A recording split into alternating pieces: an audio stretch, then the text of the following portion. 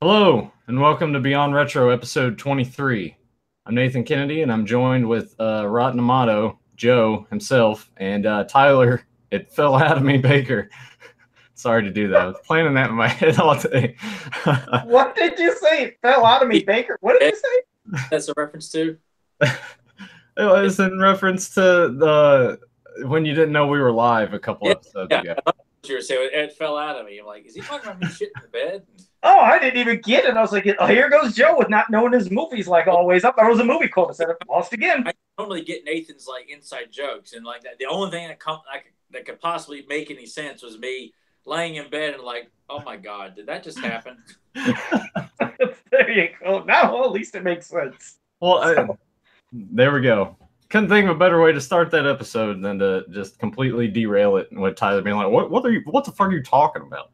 So yeah, no, Joe didn't know what we were talking about. I know what you were talking about. Yeah, I never know. I never know what's going on. So yeah, that's just typical. About they had to go back to the back catalog of episodes to get what we're referencing there. So anybody that does watch this at a later point, you'll have to go back and watch the American Gladiators episode to know what the hell we're talking about. Oh, we'll just keep bringing it up every week. It'll be fine. Yeah, I could do that too. All right. Constantly point the direction. Hey, you know what we're talking about? Check out American Gladiators. Just constantly take it back to American Gladiators. You know? And then say suddenly the American Gladiators episode just skyrockets in views. Like, why is this one so damn high? It's because we wind up good because those first 10 minutes are excellent. Yeah, it was interesting. Bad on that episode.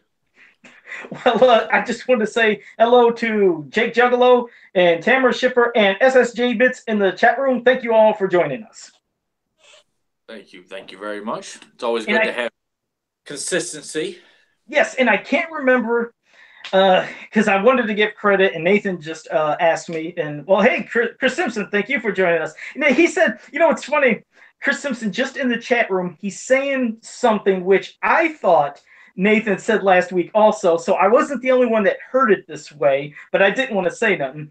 It sounded like when Nathan said tremors, that he said trimmers, like T-R-I. That's just my crappy Southern accent. Okay, because he said it, because he was like, trimmers? He thought you said trimmers, and I thought too, but I was like, I don't know, maybe that's just how he says it, but okay.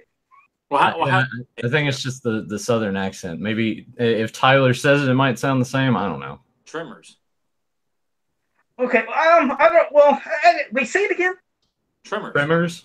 Okay, okay. Now, hey, if that's how you say it, it's how you say it. But it does sound like tremors is the like. I'm of course not pronouncing it that slow, but tremors is how I think it's supposed to be pronounced. Yeah, so, but almost like you're tremors. No, I said no. I was doing that on purpose just to emphasize. But just say it in context. Say tremors.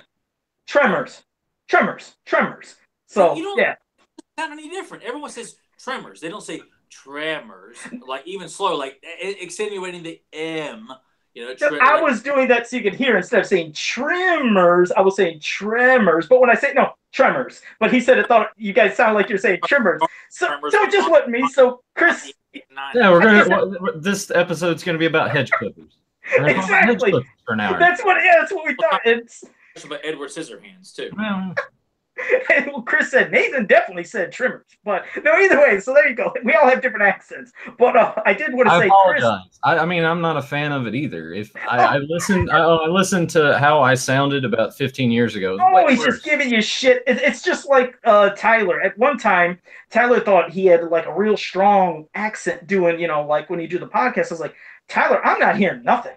I don't hear anything at all. He's like, well, it sounds like you can hear kind of like a little Southern accent or however you say. I was like, I don't hear nothing, and I never heard any of the fans in the chat room ever say, wait, Tyler, you got like a little drawl when you talk. I never heard nobody say it. Somebody say something a while back about my accent one time, though. I couldn't remember. I really can't. I know you thought you sound like that, but I was like, I don't think Tyler had an accent, but it just might be. I hear don't say that I don't have an accent, but when I would hear myself talk, like, God, I sound like I'm from the deep south. No, I'm kind of the same way. I've gotten used to hearing my voice now since I go back and watch this stuff over again. But there are points I hear myself talk. I'm just like, man, yeah. Well, either way, like I said, he's just listen, we're just giving you shit because, when you guys talk, I'm not hearing anything. I mean, just like me, I hate my voice, absolutely hate the sound of it, just like probably you guys do. But I don't hear these kind of accents because I'm usually around so many people of different nationalities and different parts of the United States that I've heard so many accents that in my head, I'm just hearing people speak English with different ways they, enunciate parts of their words or just however they sound. So to me, I don't care. Just everybody's just talking. Everybody's got a different way they talk. It's like, doesn't bug me. Well, now that we have most of our regulars in the chat, do you want to try to? We got to figure out who brought up what we're going to talk about first. Yeah, that's what I was going to do. Now, Chris Simpson, I'm thinking it's you, but if it was, you can acknowledge. Were you the one that last week when we were talking on Beyond Retro said maybe you guys could talk about flea market finds? And if you are, then bring it up because then I'll say, hey, Chris Simpson, we're giving you credit because I couldn't remember. I was like, damn it. I thought it was Chris Simpson, but I'm not quite sure. So I know it takes it's about a 20-second delay in between me talking and you guys acknowledging. So I'm sure it'll pop up in a second. But yeah, I completely forgot about that. Okay, thank you, Chris. It was you. Yeah. All right, so there you go. Thanks, Chris Simpson. Because I'll be honest, I forgot about that part when we were going to do the show. I thought, okay, we're going to be doing Tremors, and I was like, I can't remember what else it was. And of course, Nathan reminded me just by the title of the episode. So I don't know who wanted to start with their flea market finds because I'm going to be very quick. It's either I could just do this quickly and you guys can go on and on, or you guys can go on and I'll end it with this is what I have because it's only one thing. Well, it's surprising to me that you say that you haven't been able to find anything because Tyler and I live in an area that's like kind of out in the middle of nowhere. So, but we still find stuff. So it just doesn't. When you go to these flea markets, I mean, do you have to go like far into a town or something or what? Where are you guys going? All right. Well, there's two of them that we go to, and both of them have flea markets twice a year. The one location we go to has it in June and September, and then the other one has like a Memorial Day one, and then a Labor Day one. So we're talking what May and September, something like that. And with one of them, we only have to go maybe 10, 15 minutes. With the other one, it's about a 45-minute drive. If that. It's okay. Well, not to get too technical again, but would you by chance know if when you go to these, are there people that, there's vendors that come out of state to come to some of these big ones? Okay. Well, that would explain it because I live in what I call the city of the dead. But in the area of Ohio where I live, it's always about industry, factory work, sports, politics, and it's like nothing else. So when I go to the flea markets we have it open year round. So it's the same damn people in these places that bring in the stuff. So if I go up to them, sure enough, there's like a whole, and I'm not lying, a whole half of that damn building is full of tools. And I'm not lying. Tools, gardening tools, anything else you can think of, weed whackers. They got Tremors in there, Joe? Yeah, they got trimmers in there. They got trimmers in there. They got weed whackers. No, but yeah, they got lawn mowers, anything you can think of. And then another giant section, about a half of a half, is all baby clothes and crap and junk and just nonsense. And then if you want to talk about toys, it's always McDonald's toys and random stuff that might be just things that just popped up. But as for people having things from their childhood in this area for some reason, there's nothing.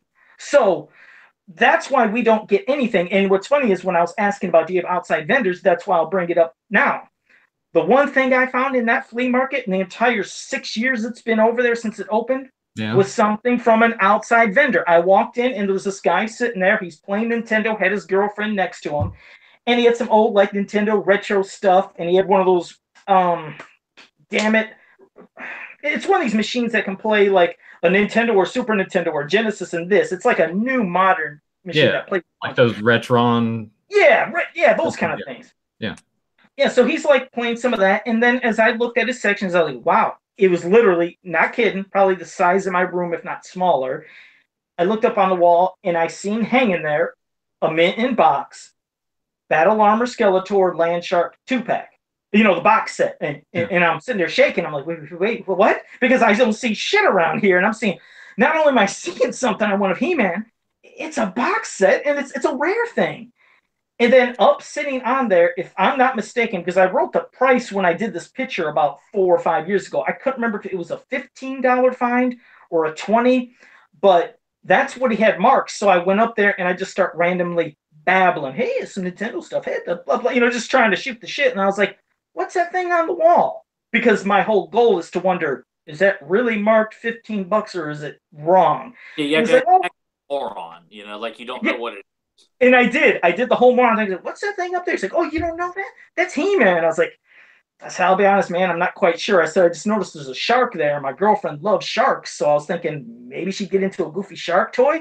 He's like, no, man, that's He-Man stuff. Man, it was some of the coolest things. And he's like, that's the shark thing. And that's Skeletor, the villain. I was like, well, how much is something like that? And, he said $15. And then immediately I'm starting to get the shakes, but I'm holding it in like, well, Jesus. Complete moron too. It's like not only is he selling something that's an extreme oddity, but he's like, yeah, the shark thing, and he just Exactly. He doesn't even know what he has. So I'm physically shaking because I was like, I'm not quite sure on the price, but I know anything carded for He-Man from back in the day, I know is worth some good money. I was like, oh, well, I don't know, maybe I'll see. And I'm looking in my pockets and barely scratching. I was like, yeah, all right, well, I guess I'll give it a shot. And then I'll give it to her. I was like, thanks a lot. And I'm walking out. And as I'm walking out, there was a guy that walked past me and he said, where'd you get that thing? I was like, oh, there's a guy around the corner. I was like, just, go check right around there. He said, okay. And he walked in. I was like, oh, shit. I started walking quicker because I was like, oh, these people might know what I have. And I didn't want nobody following me. I mean, I got the hell out of there like I had the Holy Grail. But I don't know if you guys can see it, but can you see up? Yeah, that's it. That's my only piece right there is that Landshark Battle Armor Skeletor box set. It's the only thing that I have ever found at a flea market. And, well, hell, it's a Grail piece. So that's it. That's my whole story of flea markets. But yeah, we don't get anything. So when this showed up, Joe lost his mind. And yeah, Chris Simpson, I was a hustler. So yeah, I had it. I mean, hell, if I can get a deal, there you go. And then that guy was gone. He was only there for that weekend and never showed up again. So probably realizing what the hell he'd done is I can't show my face in that place again. I have no respect amongst all the other dealers. Yeah, like I said, I'm somebody that I always say I ain't got a lot of money, so I did literally just have enough to get that. I was like, yeah, I'll be able to afford that. So I got it and I have it, and that is Joe's whole entire flea market history find is in back of me. That's it. I think Tyler and I have had a few Holy Grails over the years. I've been going a hell of a lot longer to the Hillsville Flea Market. I think. Well, I don't know if Nathan went when he was little, but I've been going to it a lot since elementary school, and would go at least once a year, most of the time, to it. And then when me and him became buds, and I got him into collecting toys and stuff like that, we started going together to it. We had a lot of luck over the years. We go to Happy's Flea Market in Roanoke, which was much like what you're talking about, a 6 days a week or 5 days a week flea market that was open all the time with vendors on the outside and vendors on the inside there and stuff like that. And there would be some specialty vendors there too. But the Hill and the one in Dublin too had some real good ones over the years too, where me and Nathan both would. We'd walk out with handfuls of variety of action figures and novelty stuff. From one year I struck it and found a set of Miami Vice buttons, like back in the 80s and 90s, where you'd have like buttons of like anything from Terminator 2 to horror movies. I bought like those 21 Jump Street trading cards for like just maybe like a couple of bucks, if that. Just random stuff to action figures and comic books and posters, and it's we got a lot of good stories from all the various flea markets that we went to. And of course, it's always fun when Nathan doesn't want to spend much money and he gets pissed off at some vendor, and we walk away and he's cussing and up a storm, for several vendors down, and he's just so. Is that his way of trying to have them go down in price? Does it ever work? Oh yeah, it's like me trying to haggle with them, and then they're not having any of it. What? It's me trying to haggle with them, and they're not having any of it. But it was just almost like, in my mind, sometimes I felt like Nathan just must want all this stuff to be for free. Well, all right. Give some examples. Give some example. It started to change because when Tyler and I first started going to these things together, it was early 2000s, like 2002, 2003, and you got to think like smartphones weren't really around.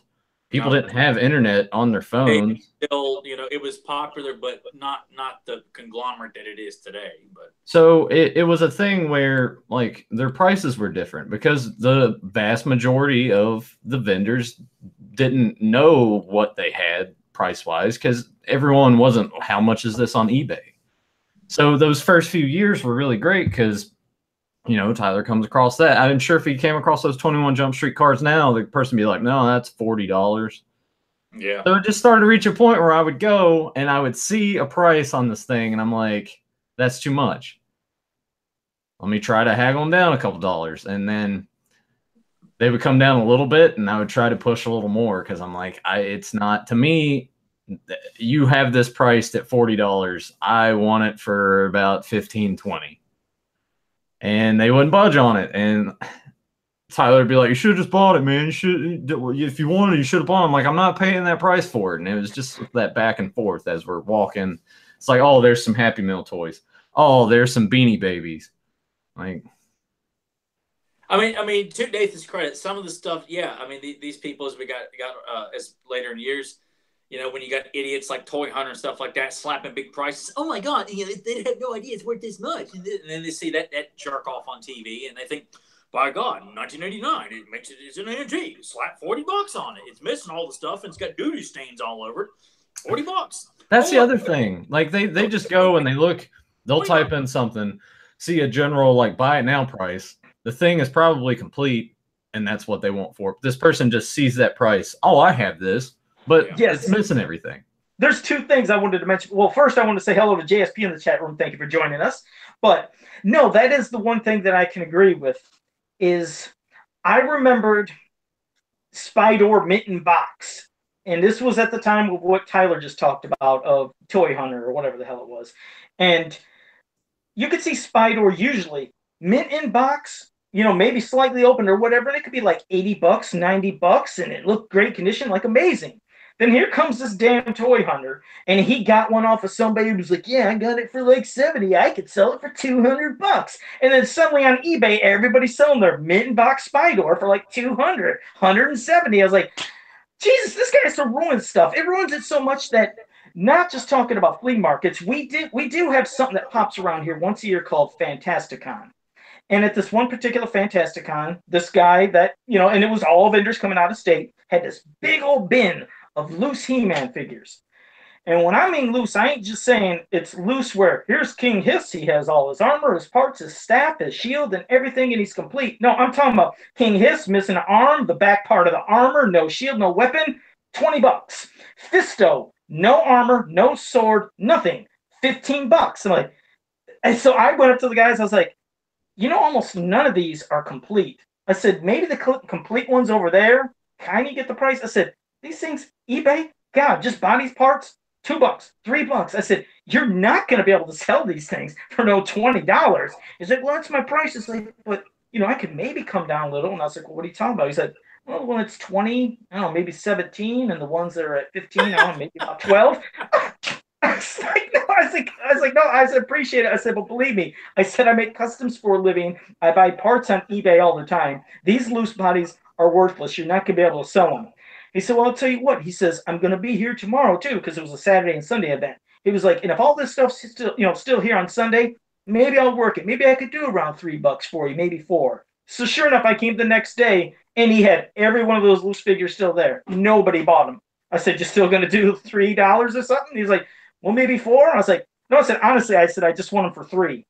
And he's like, well, I don't really want to haul them back with me. He's like, okay, $3. So I got like about, 15 of those figures, $3 each, and got a big bundle. But that was the only time we had a convention here. But you're right. These people think just because the things are in the 80s or 70s, it's gold, and they don't even realize in research. It's like, no, you got to look and see, why is it that value? Is it because it has all the armors and weapons and stuff? And like you said, some things are boxed and complete. It's like, do some research before you say, hey, it's an old He-Man figure with wobbly legs and shit. Vendors too, they don't want to take the stuff back. I remember there was one vendor the same year I went solo this one year. Nathan hadn't gone with me in a couple of years. And I went on a Saturday morning early, and there was a guy set up with this big tent of comic books, like old vintage comic books, 60s, 70s, 80s, everything, and he had this price tag. Is like, I think it was like the more you bought, the cheaper all the books got. And he had some good, what's right, big tentpole issues of Amazing Spider-Man, which I was in there after. So, but the guy just wanted, he just wanted to encourage you, if you buy more, all the books, no matter what it was. Like I got the first appearance of Shocker, I got Amazing Spider-Man issue number 22, I think, and one or two others, like real dirt cheap, because the more I bought, and these were all like the first appearance of Man Wolf, Luke Cage meeting Spider-Man for the first time, just some memorable issues. All of them relatively cheap, just because he just wanted to encourage buy. Just buy. If you buy more, everything becomes cheaper. And his whole tent was jam packed with people who were buying books because he knew it's like, look, you really want to haul all this stuff back? Do you want to move the stuff or what? Because some of these people are so damn stubborn, because it is, like we've all said before, because it's from the 80s, because 80s stuff is very popular, retro stuff and everything. But it's like, oh, well, do you want to move it, or do you want to sit there and just let the thing continue to collect 8 layers of dust because you're determined to get $105 for something that's missing half the parts, stickers are missing, and you're determined that you're going to, trick someone into buying, your piece of shit, and it's just sickening. And it's gotten to where, I think it's dying down a little bit, but then again too, it's hard to find stuff I'm interested in anymore, because everyone keeps, piling around the same broken turtle figures, the same old beat up dirty He-Man figures, LGN wrestlers that are missing practically all the paint, except like a little red scuff, on Roddy Piper's head, and George Animal Steel's barely got any kind of green paint on his tongue. Everything else is gone, and yet they want $5 for these beat up wrestlers that are unrecognizable. It's just hopefully, it's going to get better, but it's hard for me to find anything that I'm interested in anymore, because what I'm looking for, most vendors at these flea markets don't carry it anymore. You're better off going on eBay. And flea markets are also hurting too, because eBay is still very popular. There's more options on eBay. They don't have to worry about carrying around their stuff. There's more options, better prices. And you think because of that when you go to a flea market, unless you've got something that everyone knows, from the general collector to a hardcore collector, that makes sense why you're going to charge over $100 for that. But for anything else, if it's missing weapons or incomplete, you can't expect people to pay top dollar, and that's what they're relying on. They're not relying on people who are hardcore fans and are genuine enthusiasts of this stuff. They expect, some guy that went to his local Hot Topic. Oh man, I got this cool He-Man T-shirt. But yeah, how much is that Faker figure? Man, $80. Okay. But I'll do it, man, so I can tell my friends on social media, look what I got. I spent $80. Yeah, that's true. That does happen. You're right. Going back to the whole figures incomplete. Video games is that's fun. One pissed me off at a flea market, and Tyler's seen it before with the one vendor. But video games is the best way, because I hate going. Here's 27 copies of Super Mario Brothers 3. $30 a piece. I'm like, you got 27 of them right here. Obviously, it's not rare at all. Practically everybody owned it at some point. $5, maybe. But no, they go on eBay. But because these aren't boxed, right? They're not even boxed with your just the loose cards. But there are people there was this elderly couple at one that I went to, and I'm digging through N64 games, and I find Mario Kart 64. I didn't own it. I went from Mario Kart and then went to Double Dash on GameCube. So I never had the 64 game. And I was just general, because nothing was marked. I was like, how much for the games? And they were like, well, $3 a piece. I'm like, there we go. They don't care. They just want to get rid of it. But this one vendor, he's there every year. Just the guy with the glasses? Guy with the glasses. I'm thinking about the guy that's just always got all those games that he just keeps bringing, and more sun damage. Half of them are missing their labels. And you find something, and you add, because he doesn't have anything marked, and you ask him, and he'll just give you a bullshit price. And they're all just covered in dirt, and it's sun damaged all to hell. Really, all of his games are in terrible condition. He's got all the different systems. So if you go, it's like, oh, look, PS1 games, crack it open, look at the back, and it's just destroyed. It's like he took keys and just scratched the shit out of it. It's like, no, that's $70, and it's like one of those Rugrats games or something. I did did you blow find up one this thing guy? from him, and he was pissed. It was the Friday the 13th game on NES, but it was in the box. Okay. And I was like, "How much for this?" And he was like, that's $20." I was like, "I'll give you 10." He's like, "All right, fine. Here you go. Leave me alone." Because I think it would start to be a pattern. I think he like almost remembered me every year because we go and Tyler's like, "Hey, your favorite vendor's here." I'm like, "Well, let's go check out." Maybe he's got something that's in somewhat decent shape that he didn't like feed to his dog or something and let it chew up. God damn it! Like, The Friday 13th game, was the box in pretty good condition? yeah, it had some writing on it on the cover, which that was the main thing for me. I'm like, well, let's just go down to 10. And I even told him, I was like, it's got markings on the box. Yeah, that usually shoots the shit down. If the box looks like crap, it's like, yeah. And if it doesn't have a manual, it's like, nah. Did it have the manual? Oh no, it's just it did have the little styrofoam. You remember how some of the NES, had the styrofoam in the box? Yep. It had that in it, but no manual. Oh, okay. But I mean, $10 still a great price, and I'm glad that like I sort of gypped him out of some money. Well, hey, I mean, he does it probably to everybody else. You're right. They always like overprice everything, or they like doing that classic thing that always likes bringing you back in these flea markets. Because every time I do check the one on occasion and look at that horrible McDonald's toys and everything else in recent toys, my first question is, you happen to have any Masters of the Universe or He-Man figures? Oh man, there was a guy that just came in here 2 days ago and he got like the rest of them, but no, you can keep checking back. That's their way of making you come back. Like, no, you didn't have shit. Like, don't tell me you just sold this. And that's the line that every one of them feeds you. I just sold it yesterday, 2 days ago. Just say you didn't have them and don't get them. Try to find them. Do some kind of, like, I don't know, toy finds. Anyway, if they had anything legitimate too, most times it's just like dump bins of old beat up He-Man figures, and that's how it mostly is. It was like that in Charlotte when me and Nathan went to Mad Monster. I'd be lucky to even see that. I don't even see dump bins at flea markets. Nothing. It's just this.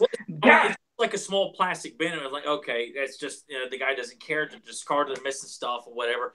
If it's a and I'm always on the lookout for He-Man stuff because just out of curiosity, because I've got there's a few vehicles and accessories I don't have, but Thundercats and Silverhawks, Bionic 6, Dino Riders, Ninja Turtles. What's that? Ninja Turtles. Ninja Turtles are also a big figure thing that's just everything's missing. Yeah, and I mind if it's something that looks good and it doesn't have all the weapons, fine, I will buy it. But as long as you're not trying to gouge me, because I've told people before, I'm more inclined to buy an incomplete figure as long as it's in good shape at a flea market than I am on eBay. If I'm on eBay, I would rather buy it complete. But at a flea market, I'm like, it's there. I'll gladly take out that weapons as long as it doesn't look like it's been, someone wiped their ass with it and then throw it in the bin. Wants $40 for it. There's this one vendor that goes to the Dublin, and he's been to multiple conventions. He's been to the one over University Mall, conventions in Roanoke, and him and his wife specialize in 80s and 90s action figures, a wide variety of stuff. I'd go to him every year, and Nathan would go in there and look like, I ain't buying shit from him. No, because it's all overpriced, and Tyler's like, yeah, here, take all of my money. Well, because like, why are you're just gonna make this guy come back? Because Nathan wants everything for free from this guy. And I don't want everything for free. He just, here's $45 for this. No, 15. I haggle with the guy every time we go. He moans and groans about it. If his wife is there, she's more inclined to be a little bit more friendlier about it.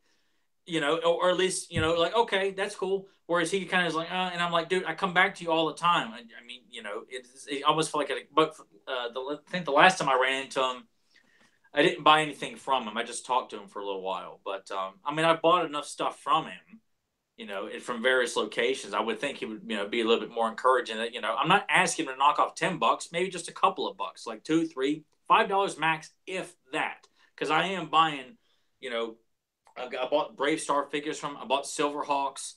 I bought a couple of Thundercat figures from him. Tallyhawk, like the kid-size version that would fit on your arm of Tallyhawk. I bought that from him. God, I've never seen any of that shit in the wild. Ever. Anywhere. But like I said, the Dublin Flea Market used to be really good, and then it got to where this one guy that I'm talking about would be the only guy that if you're looking for vintage action figures, him and his wife, they specialize in it. And they travel around our somewhat immediate area, buying and selling this stuff. And most part, he's pretty good. But then again, too, I've got a lot of stuff that he's already got. Some of it I'm not interested in. But, he did have some good stuff, and I understood some of the prices of it. Nathan, it was just funny because Nathan's like, why you give him all your money? I'm like, I felt it was, if I can work him down a few bucks, I felt like it was well worth my time and money. Okay, I'm happy with that. It was well worth it. The Brave Star figures are missing everything, but they're in good shape. Silverhawk figures are in pretty good shape. Tallyhawk was in good shape. I almost felt like when I bought Tallyhawk, though, he wasn't there. His wife was. And I asked her if she would knock off a few prices. So she walked down to go tell him. And I almost felt like if he knew it was me, he probably wouldn't, because I knew what it was and I knew what he had. It was almost as if, like, if he didn't know how it was, he probably would have argued about it, because I'm like, I know what he's got, kind of. But yeah. But well, to be fair, with that vendor, he did. I went there one year without Tyler, and there was this bin of posters marked at $2 a piece, and they're all rolled up, so I'm having to kind of open them up, look at them. I'm like, oh, here's the first Ninja Turtles. Oh, okay. What's this one here? Oh, Ninja Turtles 2. What's this one here? Cobra. Oh, great. $2 a piece? Yes. Now we're finally talking my prices. Yeah, exactly. It's practically free. That's pretty good. Wait, $2 a piece? Here, I'll give you 50 for 50 a piece. Yeah. Tyler just comes over. Here, throw all my money at this guy. Oh, whatever. Well, real quick, he's the reason that guy keeps showing up everywhere. Well, I have from in recent years because he doesn't get. I mean, he gets cool stuff, but I'm like, I'm not buying that. I'm not buying that either. And JSP had a question for Tyler in the chat room. He said, was that a regular Tallyhawk or the giant sized, he said? Giant sized Tallyhawk. Oh, okay. That's pretty cool. And how much you say you get it for? It was like maybe $15, I think, if that. I had talked him down from it. But like I said, I mean, to hold it to me now, it looks small because it is it for a child. But it was the life size Tallyhawk for a child to have on his arm. God, I've never seen it. Never seen that. I just seen pictures on the packaging when I was a kid on the back of the action. Yeah. I never saw it in person. So this is the first time I saw it. I'm like, oh my God, it's Tallyhawk. And it was actually good looking condition too. Good condition. Yeah. It was in pretty good condition. I mean, I was quite satisfied with it. It's boxed up right now because I had no room to keep it on display because it was just kind of like, where do I put it? And, hey, you might have to bring it out next week and show it on your arm or something. Show it to everybody. You have to check that out. It's pretty cool. I mean, the guy always, did have some good stuff, and not just him, but me and Nathan ran across many vendors over the years who had cool puzzles. I bought a ceramic Mr. Freeze of Arnold from Batman and Robin just because I buy anything with Arnold. If you go on eBay and look for that ceramic Mr. Freeze, God, they want hundreds of dollars for it. I bought this maybe $12, mint and box, everything. Wow. No way. It's crazy how prices on things change and just how things are in general, how it's different. Because I can think back to probably, let's say 2000, 2001. And this is still when Joe does not have a computer. I mean, I have one now. I told you it's ancient. But still, before Joe had a computer and knew anything about internet and stuff, and there was something it was our local sports arena. It said, come into the flea market this weekend and get all these deals. And they were talking about electronics and shit and all this. So I came in just looking because at that time I was still kind of looking for video games and stuff. And there was a section of all these movies. And you know what did there? It made me think of Buff Bagwell. He's doing this. I'm just looking for video games. Oh, yeah, he did a little strip. He does his Buff Bagwell impression. Joe was kind of doing this. Yeah, doing the Buff Bagwell strip. Well, I know I am. I'm looking through and stuff, and I see VHSs there. Because remember, us folks, we used to have VHS tapes back in the day, and there was a bunch of movies there, and I seen Song of the South, which was like a old Disney movie that's never been on VHS or nothing. I was like, how the hell is that there? That's not supposed to be there because, it's not allowed. They can't make that movie. And this is when I was introduced into, I guess, bootlegs for the first time or just whatever. However, you can't have this here. No, I'm just thinking this, but it's amazing me because I was like, I can't believe what I'm seeing. Then I seen Halloween 6, The Curse of Michael Myers. I was like, why does that jacket look different? And I remember I grabbed it and looked on the back, and it talked about over an hour of different footage, and it talked about how the one we had was not the real one. And this is stabbing me in the heart because I was like, I'm a Michael Myers fan. I know everything about Halloween. Like I said, I didn't have the computer for research, so I knew nothing. I was like, how the hell is this possible? And I went to the guy, I was like, why does this jacket look weird and different?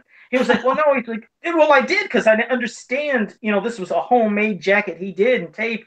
He was like, well, no, that's actually like a special director's cut. It's never been released. And he was like, it has all that footage and stuff. And it showed the back. I was like, okay, well, I had to get that. And then I got Song of the South because I was like, I don't know how he has this. And then the big one was this Friday the 13th collection had 8 films of, it said independent Friday the 13th movies. I was like, oh my God. I was like, well, these they might be cool. I don't know. So I got it because it was like a tape that had, it was like a big fat box. And when you open it, it had 2 tapes, and there was like 4 movies on each tape. Oh my God, I still have these things in my VHS collection. Oh, it's just people at home making homemade movies. And there's one where man, this guy, when he puts on a mask, starts turning into Jason. He's screaming in front of the mirror. I mean, these were the worst abominations. I was like, oh God, I fucking wasted $20 on this. It's horrible. And then I was so pissed with the Curse of Michael Myers. I could hear everything, but the footage was jumpy and grainy because it was VHS-like, and the footage was just wretched. But I was like, I can kind of see that, but I could hear everything. So I could kind of see. So I was like, I knew the whole story, but couldn't see it that well. But oh my God, that was some bad shit. Those Friday the 13th. But yeah, Joe, that was my first. Do you still have those?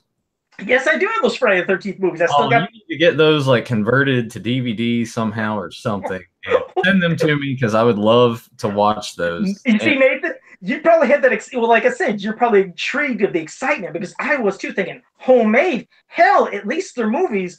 But then I'm watching it. It's like literally just these fuckers just walking with cameras and it's just terrible acting, and none of them had women in it because these guys don't have girlfriends. So there was not going to be any girls in there. I'm expecting, you know how it is every Friday the 13th movies. You know how it is every Friday the 13th movie except part 6. You're going to see boobs. I'm like, oh man, I want to see some breasts. I want to see some girls, and nothing. I was like, oh, this sucks ass. It was, but yeah, if I ever could convert them, I would try that. Yeah, you need to find a way to do that. I'd probably just be sitting there the whole time when I'm watching those, just like want to yell at them and just be like, you guys need to get a job. Stop doing this and go get a job. Yeah, those guys just get a job. But yeah, you always talk about you like being really drunk when you watch a horrible movie. I mean, you have to be bombed. Probably the worst you've ever been in your life, Nathan, to watch these. Also, at the same time, I imagine if Tyler and I were hanging out with you at that point and we were there with you, I would have been like, don't buy that, you dumbass. Well, hey, Nathan would have been upfront about it while he's over there trying to haggle about how to get, Wolverine on Nintendo Mint Box for $5. I mean, but I'm giddy. Like I said, I've never seen this shit before. It was my first introduction to it. And like I said, I was not. I don't know if you guys had a computer at 2001 or something, but I didn't have this stuff, and I knew of nothing. So for me, it was just super excitement. I felt like I was like just a kid in a candy store. Tremors said they're relying on people like you. And that's why these prices are all jacked up to the roof, is because people like Joe walk through, oh, well, is this real? Is this real, man? Oh, man, $20. Here, so, I did.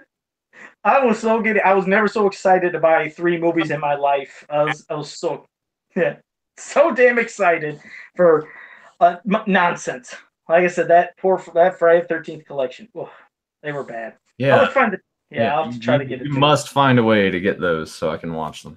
Yeah, it would be. So that's my insane thing from flea markets and other stuff, I guess. But I don't know if you guys had any more, or if you wanted to get right into Tremors, or if you had any other stories. Maybe a couple of things. I think Tyler and I talked about it before, where we came across that vendor that had the folded posters for $5 a piece, which was great, because if we ran across that guy now, or anyone else that had folded posters, it'd be like, no, that's a good $125 a piece. Yeah. Oh, they're really worth that much? Yeah, some of those are. Yeah, I mean, it really just depends, and especially the kind of movie that it is too. I mean, vintage original movie posters, folded or rolled, either way, they go for top dollar. From 60 to hundreds of dollars, depending on what kind of movie it is. Like an original Jaws poster would be $200 or $300. I got a re-release poster from 1978, I think. I paid $55 for it, but it's an original re-release of Jaws from 1970. It's not the original release from '75, but it was the re-release. That was a pretty good price. Me and Nathan both each bought American Werewolf in London. I think I paid close to $80 for my original. I don't know how much Nathan paid for his. I think he got his cheaper than me. No, I actually don't have that poster. You're wrong. You didn't have? Okay. Oh, I'm thinking of Friday. I just got like an 11 by 17. That's right. I'm thinking of mini poster. That, but yeah, I mean the vintage posters. So that's why it was such a big deal when we found that one vendor. We never seen anybody like. Well, Nathan ran into the guy selling $2 movie posters, but you just didn't see people selling movie posters at flea markets like that, especially originals. And I mean, it's the ones that we got. The Aliens movie poster that goes for top dollar on eBay. I got it for $5. Wow, it's like JSP is saying in the chat room. He said, "Jay said try getting an original Terminator 1984 poster." He said on eBay he's seen them go for $200 and $250. So I guess they're pretty pricey. These are the things that the popular movie like Ghostbusters, Jaws, Back to the Future, Halloween, any popular horror, action, sci-fi, Star Wars is an ungodly amount.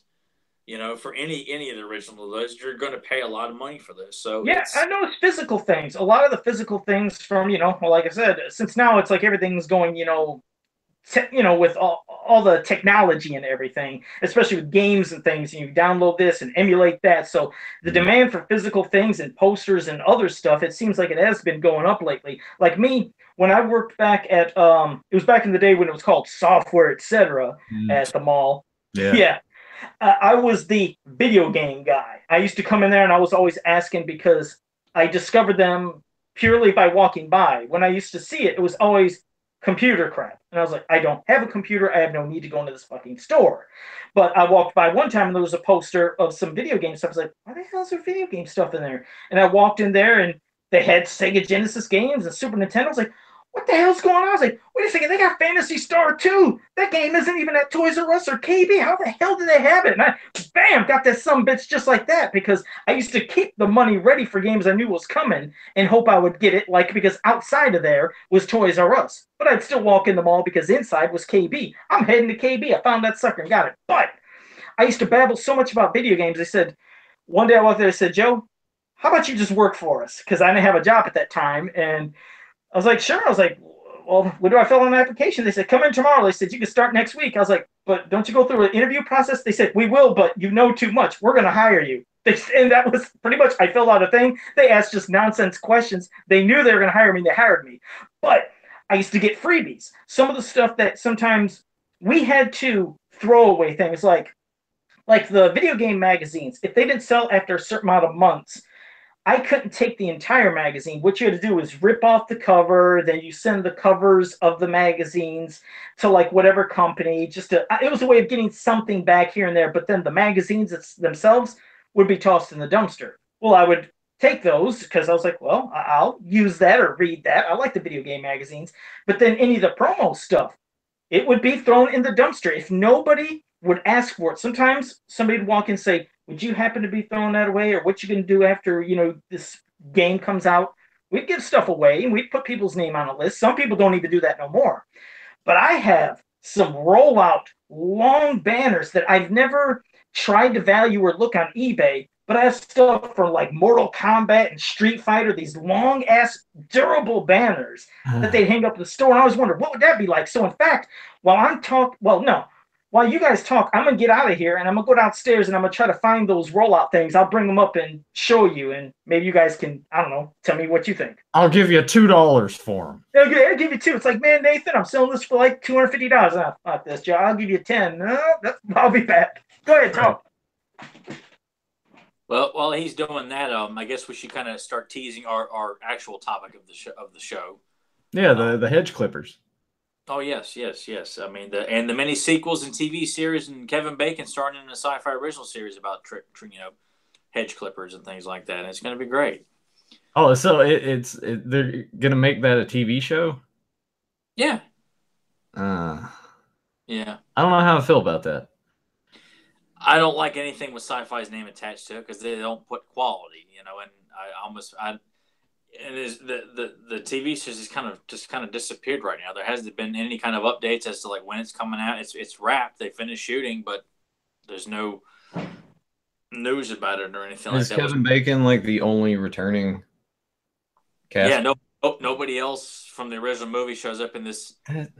That doesn't make much sense either, because like they're coming out with another sequel. Yeah, he keeps doing sequels of Jamie Kennedy. Why? I guess the paychecks are too good to pass up. But I think we're only going to focus on the first one because that's really the only one that you need. We're not talking about anything. All right, I'm gonna try to bring this out for you guys to see. Well, all right, you might not even be able to get it all, but I don't know if you can see that Mortal Kombat. Oh, that is cool. Wait, hold on one second. Let me turn it around because I have the dirty side because I gotta wipe it up and stuff. But there might be like little. Hold on, let me get on my earphones because I can't even hear you guys. Hold on a second.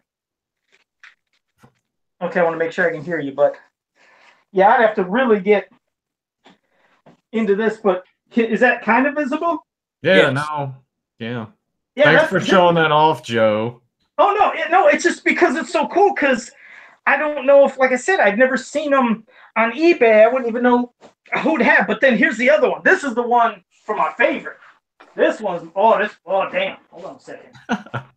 Yeah, this one's from my favorite Mortal Kombat, which I consider the best one is Mortal Kombat 2.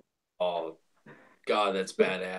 Yeah. So this is the other one, and it says, like, I don't know if on this side it says coming Friday, September 9th. Does it say it or no? Oh, we'd be able to tell you if we actually see it. Yeah, all I can see is the logo. Okay, hold on. Let me lower it. Can you see anything this way?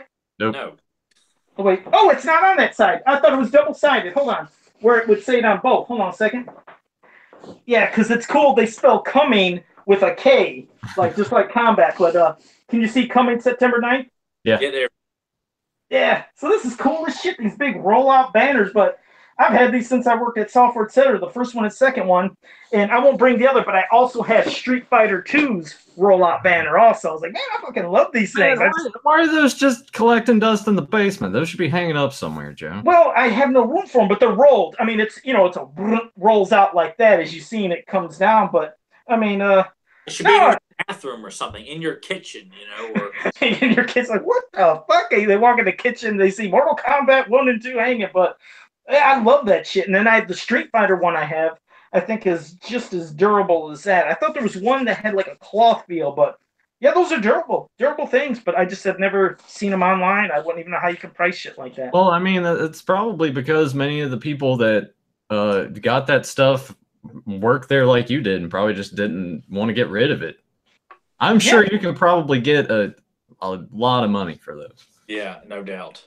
Yeah, I wonder, but yeah, so those are my cool posters. I never got a lot of like you guys got a lot of original movie posters. The only posters that I got were the ones in magazines like Fangoria magazine, a lot of Friday the 13th, Nightmare on Elm Street posters. I still have those, but I've never got official movie type posters. But yeah, I could see the definite appeal of getting them, and I could see why they would be worth a lot of money. It's a lost art too. Cool movie posters are, I think, they went the way of the dodo. They don't make cool movie posters. Not even superhero movie posters are cool anymore. They're all generic. Everything sucks now. Posters aren't great. Everything's priced too damn high. Yeah, it's just not much fun. But that's why we have to rely on classics, the old stuff. That's why we go back to the old stuff. That's why we're doing a podcast talking about old stuff, because that's what's still interesting. That's what still holds up. That's what ages like fine wine, and I don't even drink wine. But that's what still sells. That's what's popular with our generation, above us, and even below us. Everything retro. That's what's better than the trendy stuff that's only popular for a few months, and then they make a crummy movie about it, and then it's comes and goes and completely forgotten. And you wonder if even this generation is like, oh man, I can't wait till Hot Topic starts selling T-shirts of Angry Birds, man. Yeah.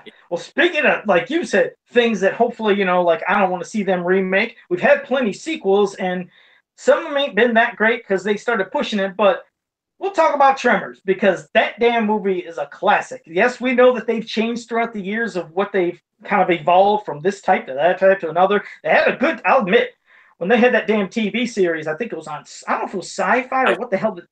Yeah.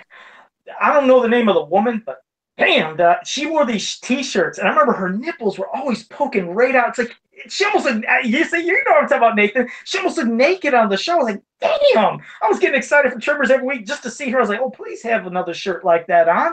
But let's talk about the movie Tremors. Go ahead, whoever wants to start. This is just lost art. We'll go back to the movie posters and everything. Like the poster for it kicks ass. You would think just looking at the concept, reading the synopsis alone, you'd be like, how are they going to make this work? But this movie is something that can never be duplicated. If they tried to make that now, and you can see it with the sequels that they're pushing out, the direct to DVD shit, like it. You know how we talked about perfect pacing in some of these other movies that we've watched and talked about? This is one right here. Like, gets into the story and we're off and running. The runtime, it's like 95 minutes. So it's just done and over with. And for me, I'm always just smiling. And Tyler and I quote this movie all the time to each other. Yeah, it's a film too. I mean, that's another one of the cool things about the movies we talk about is all these films we talk about are they're beloved by legions of fans. That it's like a secret handshake. If you walk up and say, what the hell's going on? I mean, what the hell's going on? Hey, old Fred. You say something like that, a Tremors fan goes and knows exactly what you're talking about. Old Chang can get his hands on this for no music, $15. I mean, there's so many quotable lines from the beginning of the film to the end. Stampede, Earl. The hell you did, bologna and beans. No, I made eggs over easy. I mean, you're doing, shooting for it. I mean, there's just so many things in this movie that it's just, and we'll I mean, from movies like The Burbs and Demolition Man and Roadhouse and films we talked about before with Karate Kid and the horror movies and so on and so forth, classic action movies, so many quotable lines. And what makes this movie so much fun too, like so many other good ones, is that you enjoy the introduction of this cast of characters before all hell breaks loose. When you're spending time with Val and Earl, wake up in the middle of the desert because they've been doing work out there and coming on into perfection, which, population 15, and getting to meet Walter and his store and the Melvin and the cast of characters and Bert and Reba's character. I always wanted Melvin to get eaten, but go ahead. What's that?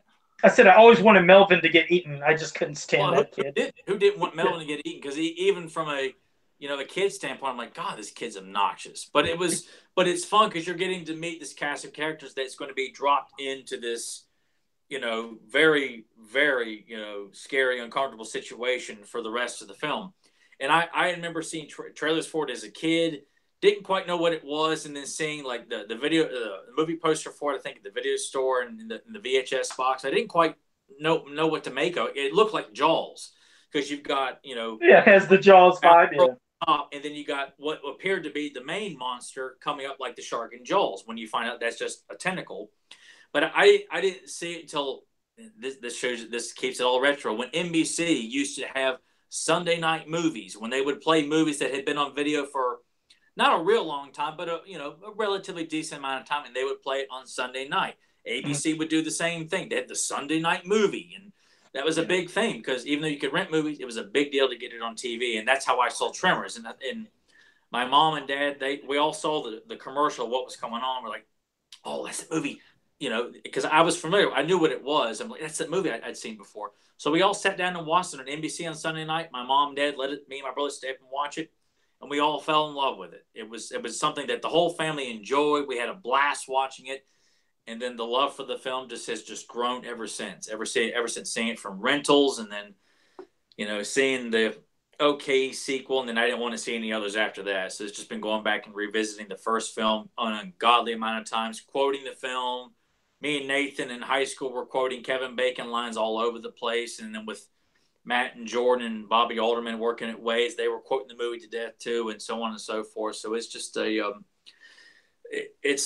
it's an undeniable classic with classic filmmaking, an original creature, a B-movie plot if there ever was one. But that's the genius of it, is that it comes off as something that, why would anybody think this is a great idea? But damn it, man, the guys behind the film they knew what they were doing, and they had a blast doing it. And it's not, to me, it doesn't come off like tongue in cheek. I like it when movies like this are taken seriously, because that's what makes it more fun for me. I don't want them making fun of the source material as if like they know they're making a piece of crap. It's fun to know that these guys are all taking this stuff seriously and not having given an explanation of where these creatures come from. I love that. I love that mystery about it, because you're right, and it was a good build-up, to where you finally see the entire creature, because you weren't seeing what was going on at first. First it was always just things, maybe something getting pulled down, something coming under the ground. Then, like you said, part of the mouth, and eventually you see the whole gigantic, or at least as much of it, coming out of the ground. You like that build-up, and also what you said. The effects were great because, well, again, I'm glad it wasn't computer special effects that would have made it look all phony, not real. I felt like this could have been a real creature, because it was a big, gigantic prop effects. All that realism, that stuff just makes you feel like you're more engrossed into the movie, like shit like this could happen. So that was something that sucked you into the entire thing, was just the look of that creature itself. Yeah, those special effects were top notch. I mean, yeah, there's the one scene in the rec room where he's like shooting at it, and you can clearly tell that there's like they were probably using blue screen at that time, and so that looks a little bad. But everything else, especially the stuff where like the ground is rising up, or when they're running through and all the wooden planks of doors start popping up as they're running, like the thought that had to go into that. Now they can just be like, well, here's $50 million, do it all on a computer.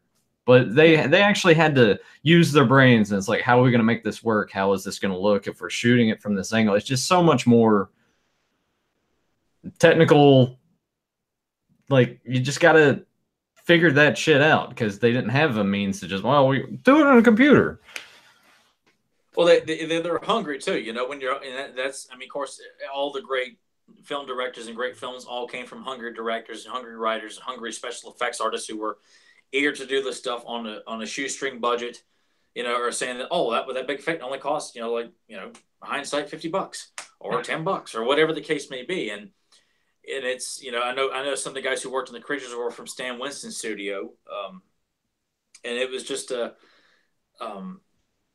original idea, as simplistic as it is, but it's almost like an alien. When you think the alien is just the parasite coming out of the egg, you're like, no, there's so much more to it. And then when you see the grappoids or tremors, whatever you might want to call them, I mean, sure, people have got different names for them, even though grappoids, they're never really officially given a name. They just kind of use grappoids in the sequels and stuff like that.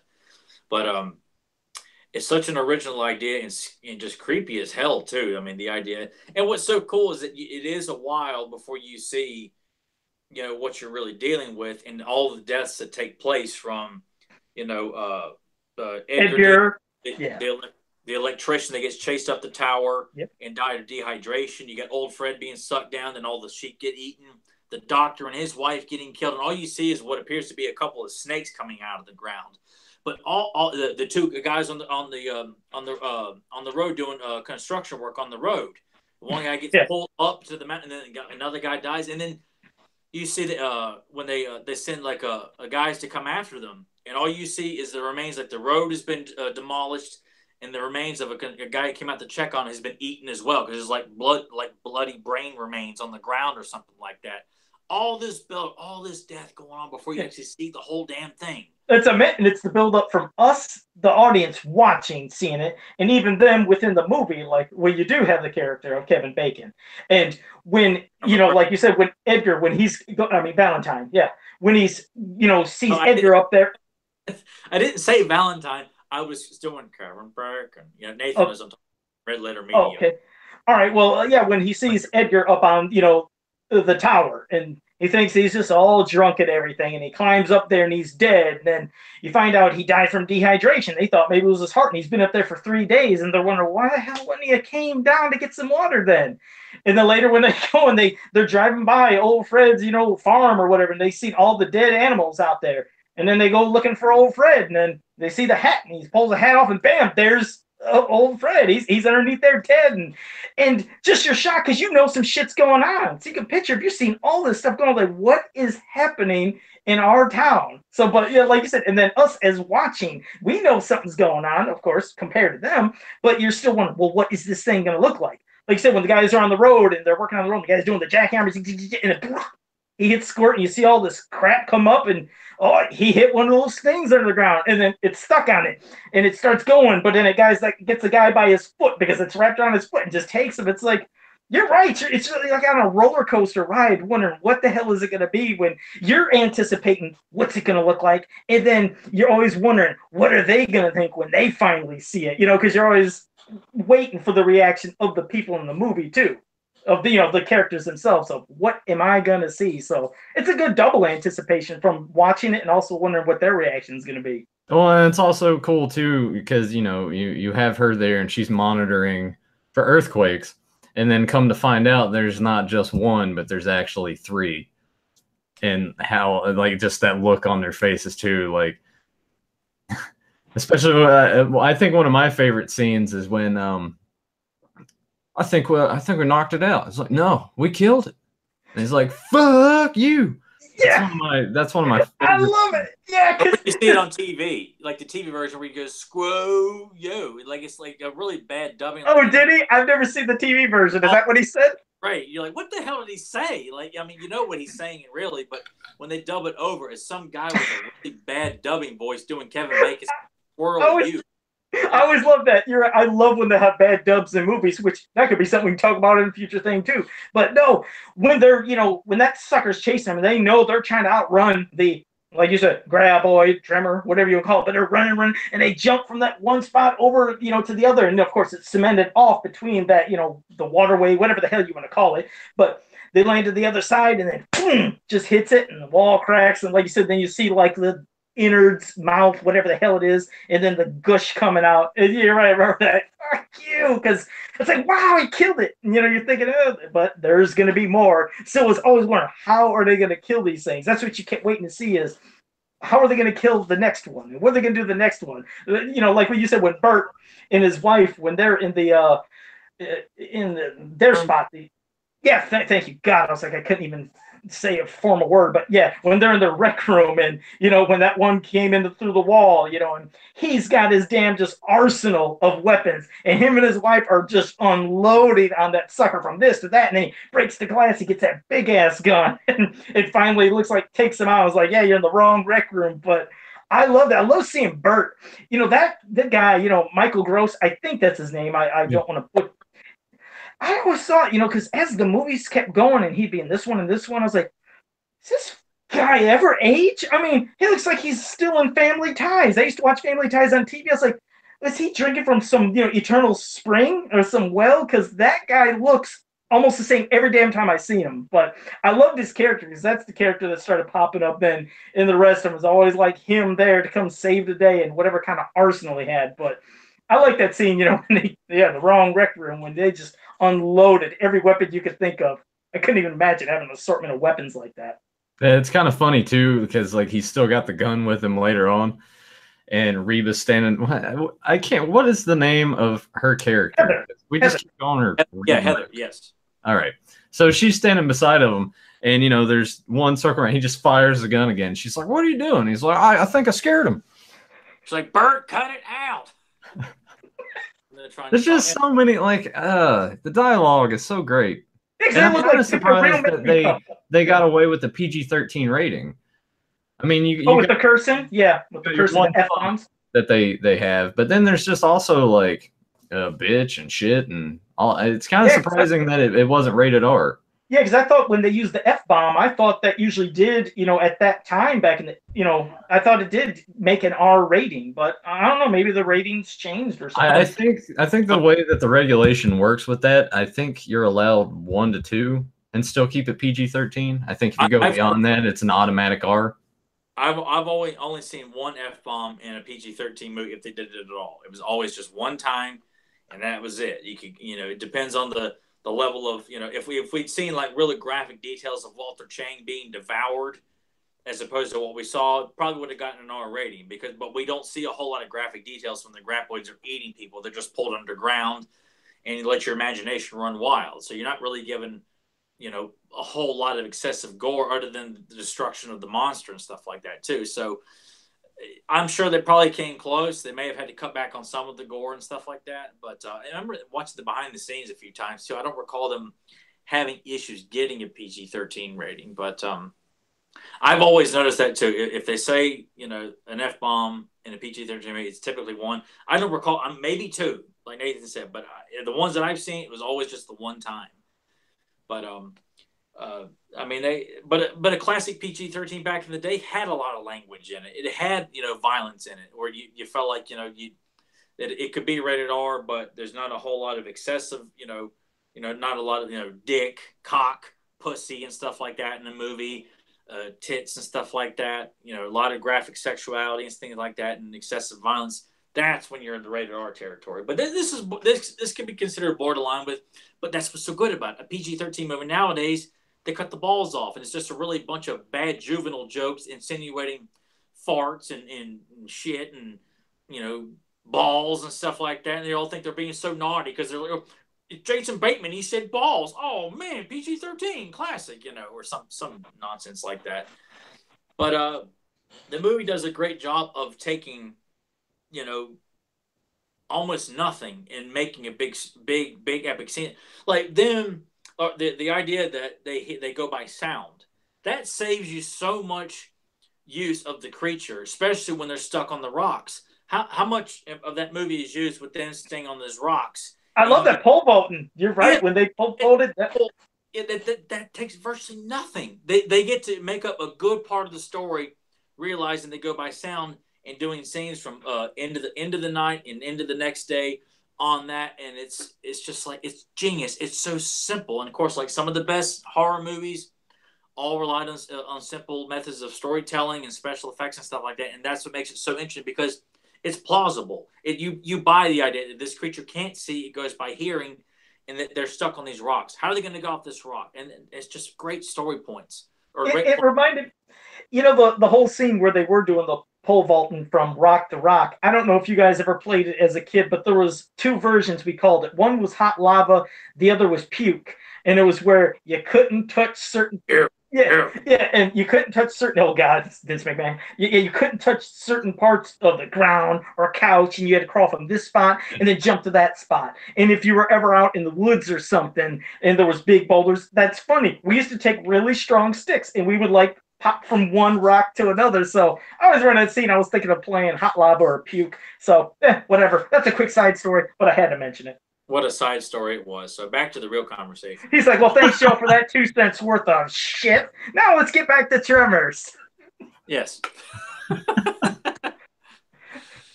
Well, I think we should really dig into like the really wide assortment of the cast of characters in this film. Even though it's not a massive cast, it's a very memorable cast from obviously Kevin Bacon and Fred Ward playing, Bert and Val and their whole situation and just the instant camaraderie you buy between these two. We're only given maybe 10, 15 minutes max to kind of meet the full cast of characters, and you buy the closeness of these two, been working together for so long, what kind of personalities they are, that Val likes beautiful women, and that's all he's after, but he's trying to get over, Tabby, Lynn, Dexter, and just they're fed up with their lives right now, all that stuff, and then buying the rest of the cast from, Walter, of course, everybody, Poor Walter, damn it. I felt so bad because his real name, because, he's in so many classic films, Victor. I think it's Victor Wong. Wong? Yeah. I felt so Wong. Because he shows Big Trouble in Little China, Prince of Darkness, Three Ninjas, and, a lot of popular films, from the 80s. Was he in The Golden Child, too? Huh? Was he in The Golden Child, too? I think he was in The Golden Child, maybe with Eddie Murphy. I got to be honest, I've never seen Golden Child. Oh, damn. Oh, wow. Well, never mind. That's a fantastic freaking movie. I can't believe you haven't seen it. It's kind of I've heard a mixed following about that. God, no, it's a great movie. But no, I felt bad because when you're talking about the characters, like I said, I like Val and Bert and Earl and Rhonda. Like I said, I like and Heather. I like the couples that they had in the movie. But Walter was the other character. I guess you're right. I think I've seen him in so many other movies. I was like, hey, that's the guy from this movie and this movie. And when he got eaten, I was like, no, that did not just happen. Out of all the people that got killed, I was like, I didn't want him to get killed. Like you said, I hated Melvin. I wanted that kid to get killed. And like the little girl, she was, to me, was just forgettable. She's there, of course, in her little pogo stick. She's not the obnoxious kid. You see her in like I think the Casper movie and Nathan's favorite movie of all time, Angus. Yeah, just she was. Hey, don't be talking shit about Angus. Angus is a fantastic I coming of age story. Tyler's like, I don't like it. You It's know, got that kid with the red hair. It's got James Van Der Beek. I don't like that movie. oh, I didn't like it, but Nathan loves it, and she's He just said it to me. I don't like it, but no, I didn't like her. I mean, not that I didn't like her. It's just there's some characters in the movies that are just basically.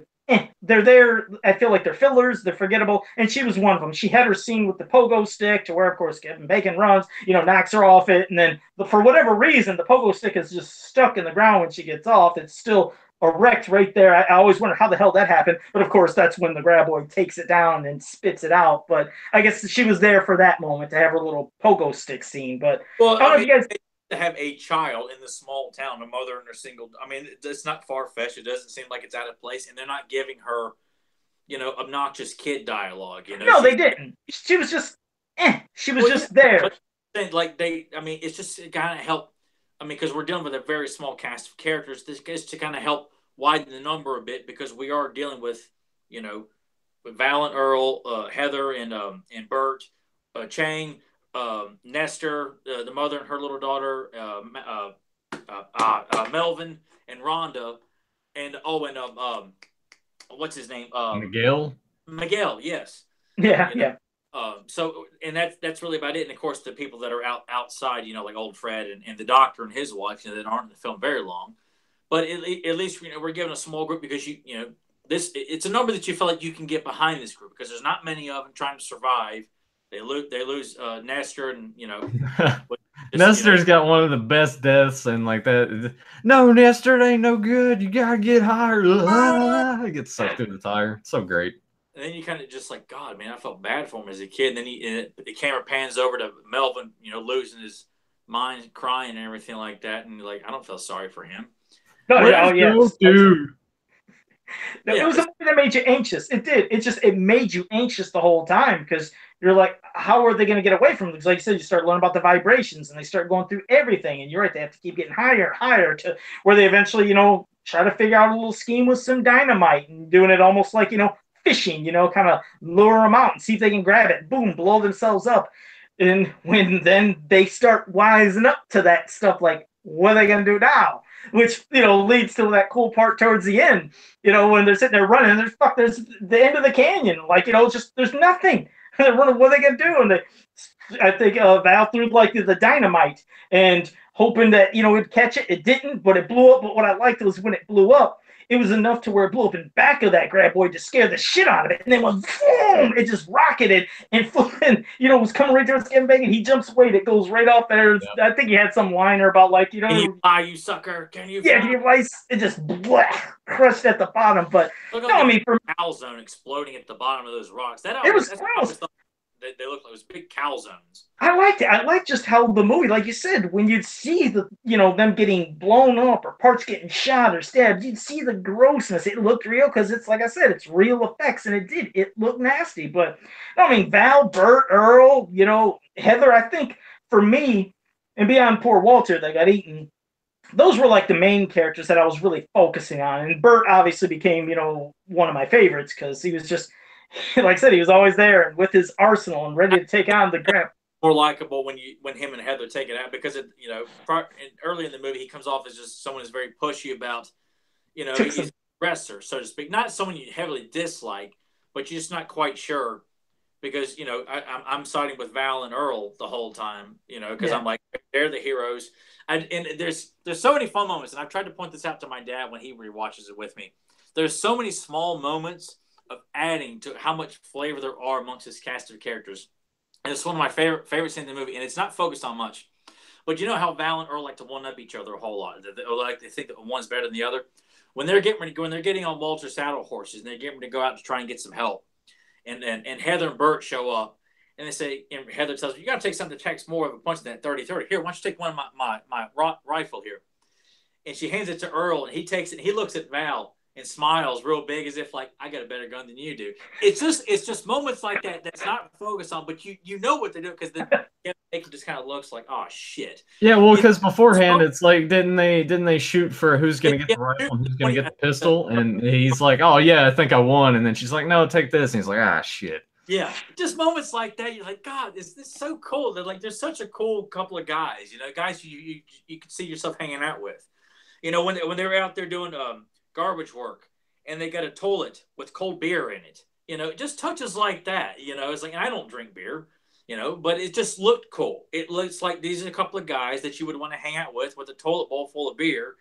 And it's like, this is low. We have got to set our standards a lot higher than this, and. I like the one line too where he's just like, I'm older and wiser than you. Well, you're half right. You're half right. Yeah. I love that line. God, it's just so many great one-liners in the film, and just God, it's such a likable cast of characters. And it's a shame that, that the sequels have just been, bad imitations, and they couldn't get back everybody. Kevin, I think he kind of dismissed the film even during filming, was not a fan of it, and now he's really had a kind of Joe, you got a headache there? No, there was something, man, there was like a hair that flew into my eye, and with this mask I was having trouble when you do that, you act like Rocky Dennis in Mask, who's having like a bad headache. You're like this. You don't say or do anything. You just kind of sit and grab your head like, oh God. Well, I want to say, hey guys, there's something in my fucking eye. Hold on a second. But no, just trying to get it. God damn. That's what you get for wearing a gimmick, Joe. I know that's the price I pay, huh?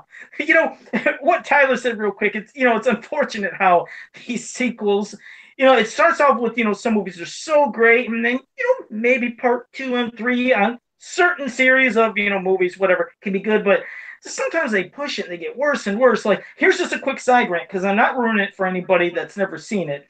I finally seen the recent Thor movie, the new Thor one, Ragnarok. I just felt like, damn, what's with all the jokes? The first Thor movie wasn't loaded with all this humor. No, it's like, be apologetic. Rip that movie a new asshole. Oh, I mean, it's seriously like, what is up with all these fucking jokes? It's taken me out of like the seriousness of how the other one felt. The other one felt so damn good. It's like, God, everybody's cracking jokes. Like, I can't get into this. I know that there's quick little one-liners maybe in comics here and once in a while, but this whole damn movie was full of crap. So, I mean, just my quick opinion. I did not enjoy... It's gonna be interesting because I don't know if either of you guys watched that other video that I posted, but I am actually going to watch this tonight. So I didn't watch because... it's gonna be curious to see like how I feel about it compared, because I know Tyler's not going to watch it. Well, I was just going to say... When I it didn't look very good to me anyway. I didn't like the second Thor film. I thought it sucked. The first one, it has its moments. Overall, too much fish out of water. Natalie Portman, Kat Dennings, crap. I couldn't stand. I was ready to pull my hair out. But well, you don't have to worry about that in this one. But no, the first one I enjoyed.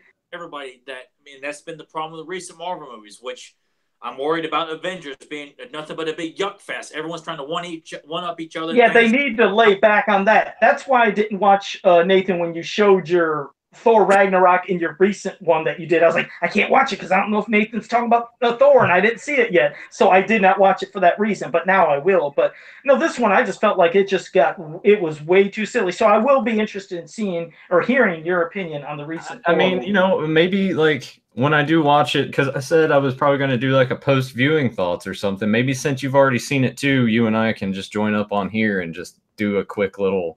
Yeah, we might have to do that after you watch it, because it was just, to me, a little too much. Hulk, if you guys have been worried about not hearing Hulk talk before, my God, I mean, he was going to town in this one. That's all he was doing was talk. And no more puny God or anything like that, or Hulk smash or whatever. No, he's talking his ass off. It's going to be interesting. Because if I end up liking it quite a bit, it's going to be kind of cool for you and I to just sort of discuss it a little more and figure it out.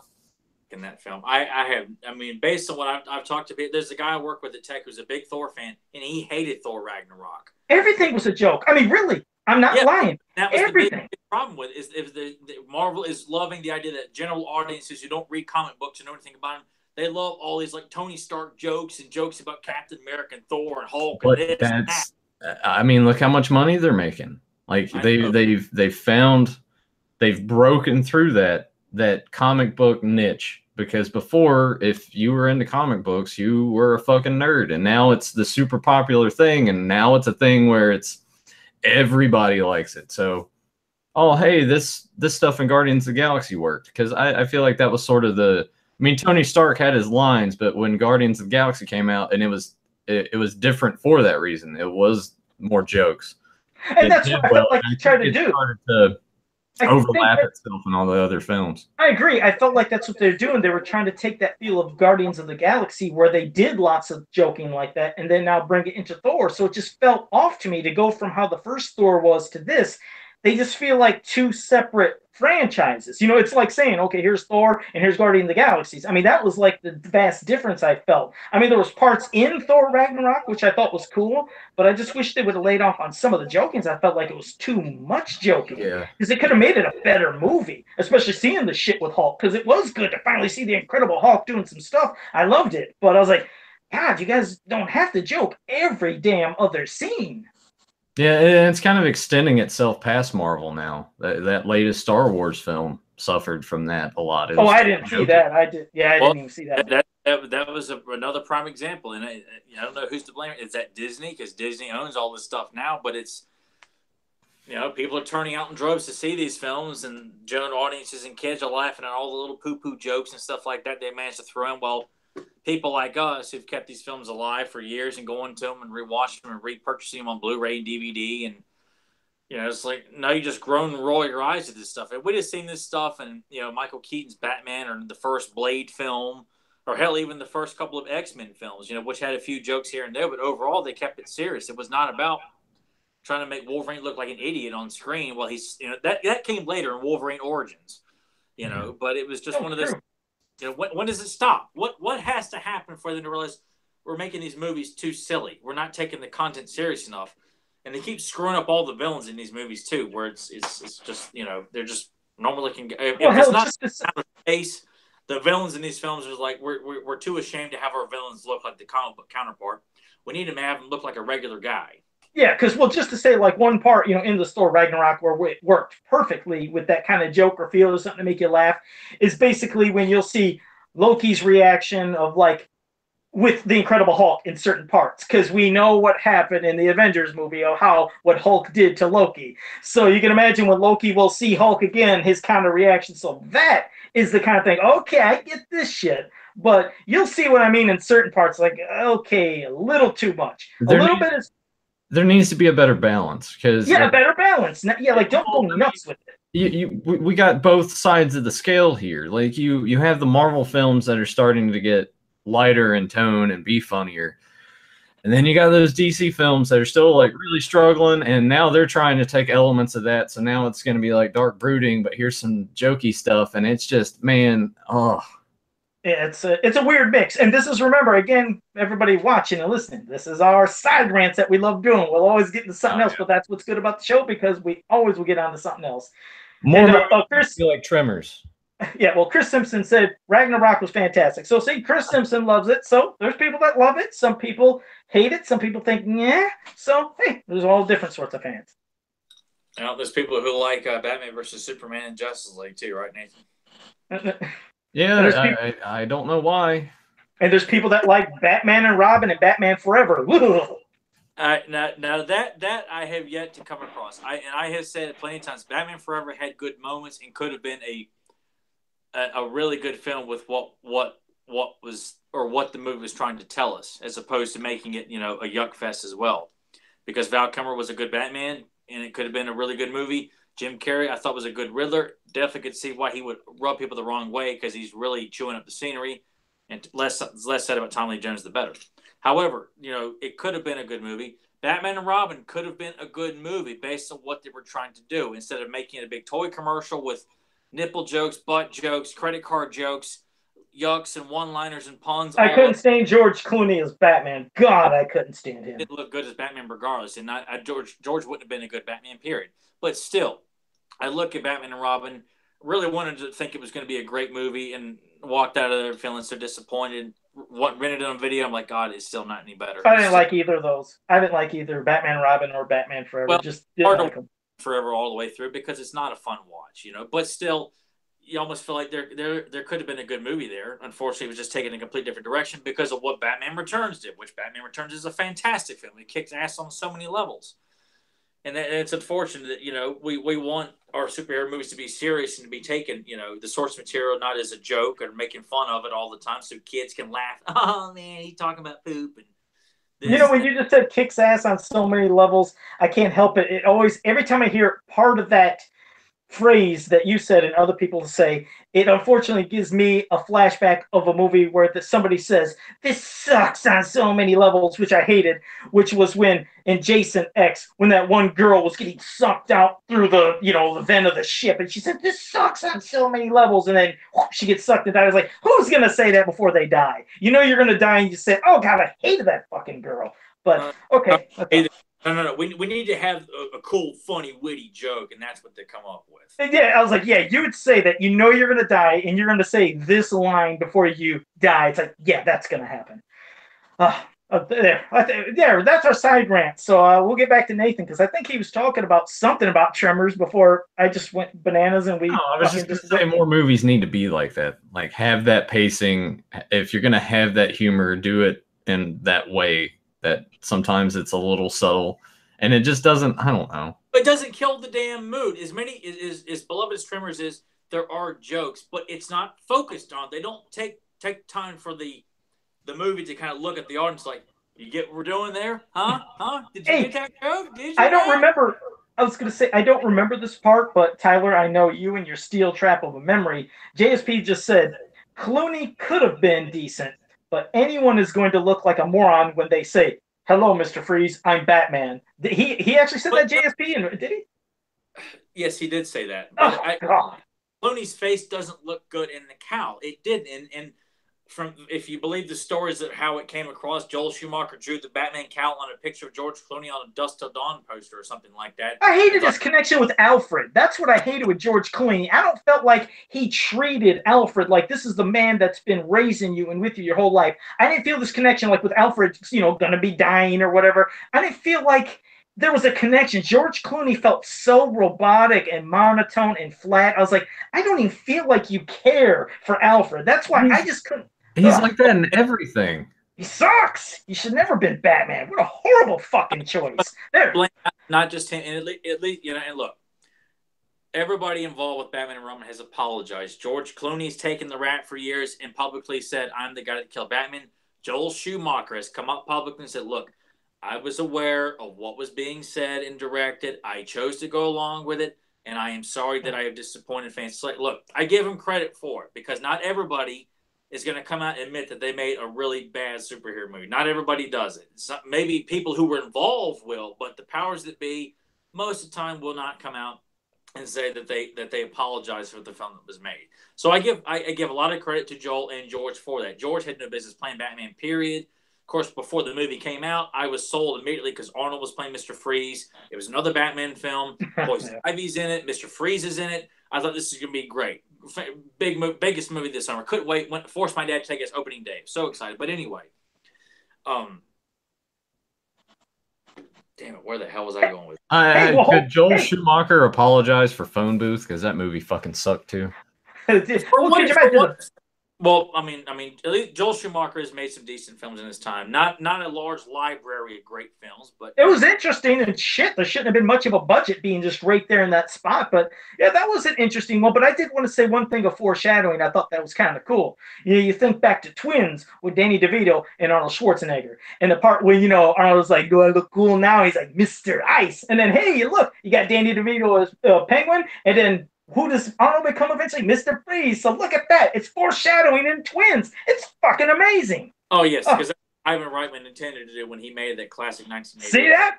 That's called foreshadowing. Look at that shit. We got them both in the movie. So Mr. Ice became Mr. Freeze. I love it. You're the guy that sits there and says, well, when Michael Myers holds his knife up, that's him trying to say he's trying to penetrate you with his penis. Hey, see, you're catching on now. Did I mention I fucking hated Batman Forever, the game? Boy, did I hate Batman Forever, the arcade game. I don't know if you ever played that.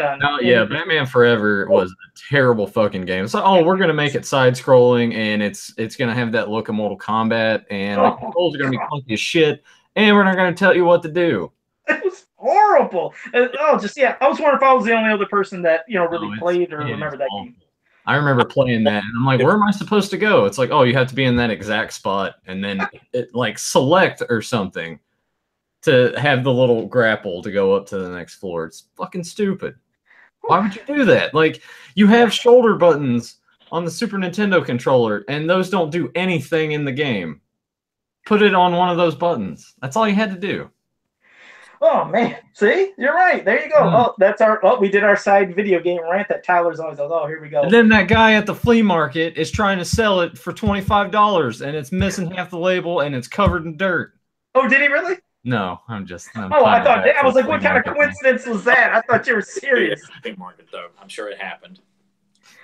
Oh shit! All right, well, I'll pass it back to Tyler or Nathan. Go ahead, because I rambled.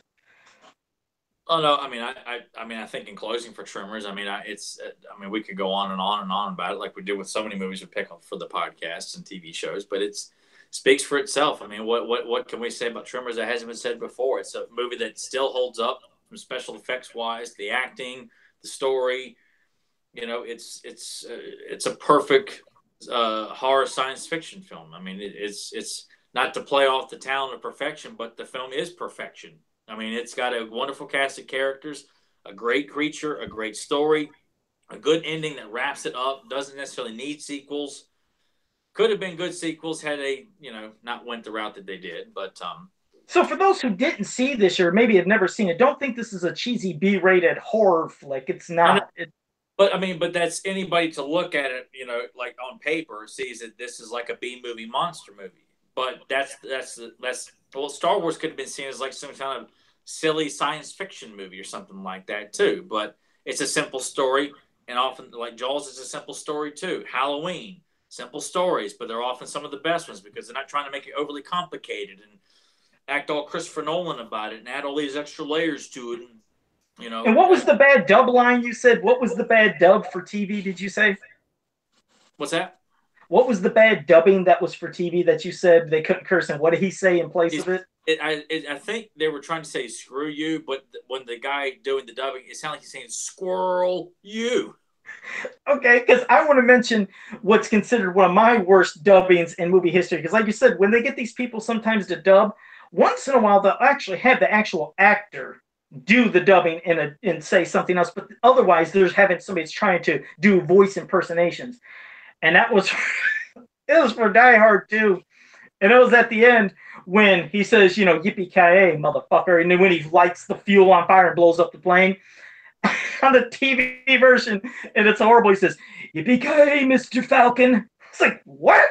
It was just so fucking horrible. His voice changes, but it's yippee-ki-yay, Mr. Falcon. I was like, oh, yeah, that sounds like Bruce Willis. And wow, what a dub.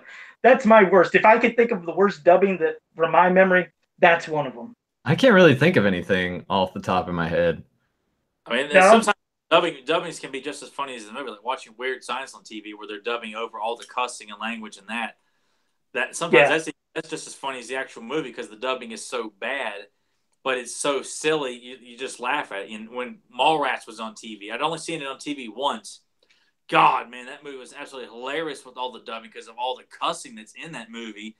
Just dub. The ones that can't work are any of the Italian stereotype movies that I have to watch, but the ones where it's always like Casino or something like that. It's like this doesn't. It's funny too, but they're so bad. It's like they'll run into so many just stupid words. Like, oh god, you could tell he isn't saying it, or they just completely cut it completely. It's like, oh, this can't be on TV because when you got Joe Pesci and everybody else, when they're cussing up a storm and that's being taken out, it's like, oh, that's a hot mess. Some can be funny. I agree, Tyler. You're right. Some make it even funnier to watch the dubbed versions, but sometimes, like, damn, that just did not work. They should have left that alone. I agree. They're better off either just cutting it altogether. If you're not going to dub it right, or it look like you're trying, don't bother. Just cut the scene just cut like blanket, like cut the sound out. Don't bother to dub it. Just cut the sound. Like I get what they're trying to do. I've seen it a million times. Yeah. But it takes you out of the moment when you've got Joe Pesci being dubbed by some guy from California. I'm like, this sounds nothing like Joe Pesci, or even remotely Italian, and he's just talking like it's like Might as well get Yeah. Nathan Kennedy to start doing the dubbing for Joe Pesci, you know. Or, you know? I mean, really, they should just like bleep it out, if anything. Yeah, I've often preferred that for the most part when I would watch rated R movies on TV. Just bleep it. Don't dub it, man. Yeah, because you're right. They'll just like omit the sound. I've seen that quite a few times when they'll do a movie and they're talking, like you said, like, holy, and they just don't say it. But they don't make a beep sound or something else. It's just out. It's like, oh, I know what he said then. But yeah, I guess, well, that's the thing. I guess if Joe Pesci was like, you motherfucking cocksucking son of a bitch. You know, if he got going, it's like, it'd be just nothing. Just lips moving for about 3 minutes straight. But, oh, damn. Well, Tyler gave his closing thoughts on Tremors. I did too. So, Nathan, why don't you go ahead and give your final thoughts on Tremors before we wrap up? There's nothing to say. You guys have already said it. Like, I have not met anyone that doesn't like this film. And if they did, I wouldn't want to hang out with them anyway. Yeah, I've never met anybody that didn't like the film. Really, it's one of those films that's universally beloved by film fans. I mean, yeah, like Nathan, I'm like, okay, then they probably like, a lot of, Michael Bay garbage, and probably think Armageddon is a wonderful, memorable classic or something. Hey, that did get released on Criterion, so you know that it is for sure. Oh yeah, clearly, because they are the staple when it comes to quality films. That oh boy, yeah. This is going to show how clueless Joe always is. What's Criterion? Oh, Jesus Christ, Joe. Really? Yeah, I don't know what it is. Is it a website? I don't know. All right. I don't have one in the room with me, but Criterion's a company that they release a lot of foreign films, but there's a lot of beloved classics. And basically, they kind of do what Shout Factory does. They throw a shitload of special features on there, lots of commentaries, like Silence of the Lambs just got re-released. There's been a Criterion release of RoboCop. Typically, it's for films that are kind of like they're very respectable films. Maybe not always as well known, but they would have some in like RoboCop, oddly enough, and Silence of the Lambs. It was like a very distinguished collection of films under the Criterion name. It almost kind of gave an extra level of hierarchy amongst films to be part of the Criterion collection. Of course, I dismiss that for because they only released a couple of decent films in Criterion. And as young DVD collectors, you thought it was a big deal, like to have the Criterion of this and Criterion. Like, you know what, I don't give a damn. I mean, it's still obviously a respectable thing because there's a lot of foreign films that I've watched that I've been introduced to, like the Akira Kurosawa samurai films. Seven Samurai, Hidden Fortress, all that stuff. And then they just came out with Night of the Living Dead a couple weeks ago, and that's just packed full of stuff. Mm-hmm. Like, I'm glad you guys told me because, like I said, there's the shit I don't know. I mean, you think why the fuck? The first one is to release the rated X version of RoboCop. That was a big deal when that came out, and it was out of print. I had a buddy who had it, and it was the first time I've seen the excessive killing of Alex Murphy, and then in the boardroom with Mr. Kinney, where Ed 209 like not only blows him away, but there's dozens and dozens of more bullet holes going into Mr. Kinney. You see Alex Murphy's arm being blown off, and that was a big deal. And of course, now it's standard on all Blu-ray and DVD releases of RoboCop. You get the rated X version, but back then, that was the only way you could see it. So that's what made the Criterion version such a commodity, It just pisses me off, sometimes when I found out about movies that had all these extras and things. When I think about, Jason Goes to Hell, and that there was, I remember having on VHS the one, but then they had like the special director's cut with like this raised, like the VHS cassette, it was raised up, and it showed the extra scenes. It showed the scene where the girl was riding the guy, and in the regular version, when Jason jumped into the one guy, and then he shoved that like spike through her, and then you see blood squirting all over the guy. That's what was in just the regular R version. But in this crazy unedited version, you see him pull up and it splits her in half as she's like on top of the guy riding. I was like, holy crap. But then there was even more stuff that's never been released on these things, which I found like like online on YouTube or something. Ones where you see extra blood squirting out of somebody's head being crushed.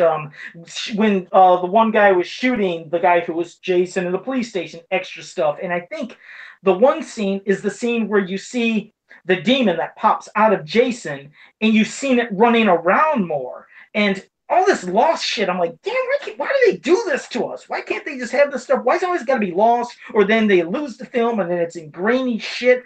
It pisses me off because I always want to see the actual other extra gross stuff without it being blurry or without it being lost. Like you think about the Friday the 13th, the final chapter. You know, years later we find out, oh, did you know that there was an alternate ending? There was a different way they were going to end that, where the girl, she goes up into the, you know, like how they always have the dream sequence scenes and then a jump. Well, she goes up and there's something happening in the bathroom upstairs because there's water running. She looks and her mother is in the tub and then Jason's supposed to be in back of her, but there's no sound that exists on this. I'm like, okay, so now they got footage, no sound. And oh, I'm sorry, that's just a quick another rant from Joe. I get pissed with all this stuff. I don't think there would have been anything that they could have added to make Jason Goes to Hell better. That movie was going to suck. Well, no, I know, but you know me, I like just seeing the extra shit anyways. Just like in my one of my favorites, Friday the 13th Part 7, you know, that one, The New Blood. Oh my God, the amount of stuff that was X'd out of that because they said, no, that would have been too much and too bad for people to watch. And then you see the stuff in blurry, grainy quality. It's like, I don't think that made it any worse, but no, we couldn't have it. Like the scene where Jason, you know, grabbed the one guy's head, he's crushing it. I guess in the unedited and all this lost footage, I mean, he's crushing it down to really squirt. Oh, man, so much extra shit. And I thought they said Kane Hodder had this footage, maybe, but it's still grainy. I was like, damn, I wish they could clean it up. So there you go. I had to do that. Sorry. So we need Criterion to release Jason Goes to Hell in Part 7. So just those two films. Yeah, damn it. Anything they can find something for, or the extra stuff, like give it to us. But oh, okay. One more thing I want to say about Tremors and the closing that I wanted to bring up, and we just kept getting sidetracked. But I want to talk because it's super noticeable on the Blu-ray. Rhonda's legs when she has to take her pants off. Her legs are so hairy. Yeah, it was almost like they couldn't get her to film that scene, and they were like, "Hey, Nathan, can you go over there and we'll just shoot your legs?" They're so hairy. Oh God, I didn't notice that. Really? Yeah. Yeah, and it may be even visible on DVD, but when I saw it on Blu-ray, like, oh my God, Rhonda's got the hairiest legs I've ever seen on a woman. Okay, now I don't. Because by that point in the movie, you start seeing Rhonda as an attractive woman. Like, oh, yeah, she's pretty cute. I like her. Oh, the thing had that on YouTube. I don't know if it's on YouTube, but yeah, I don't know. It almost depends. It depends. Like you had to watch it like on either a high resolution DVD or Blu-ray or something to that where you can actually see it. It's clear. It's not like it's something we just have to look. You're like when you're watching Kevin Bacon put ointment on her legs. I mean, you see the legs, and there's hair all over them. Yeah. Oh God! Damn. Her legs. Yummy. Yeah, I mean, maybe it plays into her character if she's been out there for however long doing this. Maybe she hasn't had time. Oh, there's still no excuse. Oh God, damn. Oh. Well, even so, like nobody on the screen wants to see a woman with hairy legs, you know, especially for a touching scene as that when you're getting the chemistry between them because he's helping her because she's not a stereotypical blonde bimbo always falling for hairy legs. Can't stand hair. Oh God, I just hate even hearing it. I hate hearing that. Oh, hair, it's just fucking disgusting. God damn. Thanks for that final shit, Nathan. That really made my day. Bring it up. I would have been pissed if I would have stopped and would have been like, I forgot to mention Rhonda's hairy legs. Well, I'm so glad you did because, I mean, that's just, God damn. Because now I have to see it because my mind is wondering, I got to see this gross stuff now, but, shit. Okay. Well, yeah, so you gave your closing thoughts, and now, mine. Yeah, it was a great fucking movie. And go ahead, give every word to go and what to subscribe, and, damn. Do you want me to do that this week? Yeah, you have to. First let me see. SSJ Mitts. Oh, this must have. I'm sorry, I haven't been looking at the comments for a bit because I went on that rant. But when you were talking about you ain't friends with nobody that liked something, I forgot what the hell you said. But either way, if you don't like Tremors, then we probably shouldn't be friends. Okay, he said, "Oh, guess me and Nate ain't friends no more." And then he said, "Hi, kid." He says, "I haven't seen the movie in English or in such a long time." Then let me see. JSP said, "Oh, when I must have been talking about scenes from extra movies," he said, "or the extra scenes from Terminator 2 that should have stayed in." Yeah. That's, I mean, these are more movies. A lot of people into hair. No, Chris Simpson. Chris Simpson said a lot of people into hair. He says it's 2018. Get with the times, you guys. No, Chris Simpson. No fucking hair on the legs and the armpits and other spots I don't want to say on the show because then we're gonna start getting fucking X-rated because I turned it R. Apologize for the cursing. This is the only time I really do it. I don't do it on Fans of Power because I keep it family friendly. But this one, we just let it go sometimes. But I won't hit us up on the NC-17 rating, so I'll leave that last hair to the imagination. I guess there's not much thought of that, but yeah. Okay. On some happy birthday loves to SSJ Mitz because today's his birthday. Happy birthday, man. Hope you have a great one. Watch Tremors. Yeah, why? Yeah. Otherwise, we can't be friends anymore, and I can't get you shit for your birthday. There you go. All right. Tell everybody about the subscribe and like and ding. This is our longest episode. Yeah, it is. Hit the bell, ding the bell, lick this, like this, whatever. Yeah, we spent an hour actually talking about hell, we talked longer about the flea market finds, which shocked the hell out of me. But go ahead, 'cause I'm tired. Yeah, you're welcome, SSJ Mitz. He said thanks. Yeah. I need to go take a nap or something, man. Let's wrap this thing up. Well, make sure to like, share, and subscribe. I put the links in the description below. We got our Facebook page there. I also added an email address. So you guys feel free to email us. Send us some questions. Maybe at the end of the show, we can make that a segment or something. Because, people want to know our flea market finds and things like that. So if you got any questions for us, send us an email. I'm going to start putting links when the audio is available just for the specific episode in there as well. So you can go ahead and give that a download and take us on the road and listen to us in the car. As Joe shows off his sweet Mortal Kombat 2 banner. Because that's how I roll, damn it. Look at that. Look at this. That thing's beautiful. It is. I fucking love it. I'll try to find the Street Fighter 2 one to show you guys too, but damn it, I love this thing. Oh, and also, don't forget to tell everybody about all the bonus videos you've been doing too. Yeah, I've been putting some more content up. I don't know if these two guys are going to be up for uploading some of their own little individual things, but I'm going to start doing like the mailbag stuff, anything that we're doing to the channel, I'll give you guys an update on, maybe do some post-viewing thoughts. I don't know if Joe ends up jumping in with me on that, but yeah, we're gonna start doing a few other little things just so you guys got some more stuff to see, and it's not having to wait once a week to hear us ramble on about stuff. I'm just looking at Joe and that banner getting jealous. Okay, I'm done. Yeah, I'll put it down. Just had to do that. I figured I'd end with you guys looking at something cool instead of my mask every damn week, but that's does anyone have an idea for next week? Do we want to tease anything for anybody? I don't know. We hit some movies as of late. I knew Joe was going to do that because I knew Joe was going to say, well, we've done too many movies. We need to do something that's really obscure, like this really obscure, like Sega CD video game. He's always thinking that because we do that, Nathan. We do the games a lot. No, I was figuring maybe we'll hit a good TV show, a series we used to watch. Maybe Married with... No, fuck, we already did it. We didn't do Married with Children, did we? No. We've touched on it before. Hell, I mean, who doesn't love Al Bundy, Kelly, and Peg, and Bud, and fucking Jefferson, Marcy, Steve... We can talk about some Married Children. Wait, Joe. Since all three of us have got our issues, we have to make sure everybody can bring something to the table about that. We can't just wait. Don't you play with me? No. I know Married with Children. This is the show. You ain't got to worry about Joe being clueless. I fucking know Married. Talking about everybody here. We have to. Make sure everybody can bring something to the table before you start. Let me say something real quick. In the chat room, Chris Simpson said, "Do Sewer Shark." I remember that video game. They said, "Mr. Belvin here." JSP said, "Transformers, the 80s soundtrack was just released." Okay, thanks for that, JSP. You said that earlier, and I forgot to mention it. I appreciate you saying that. You said it was on vinyl, too, I think.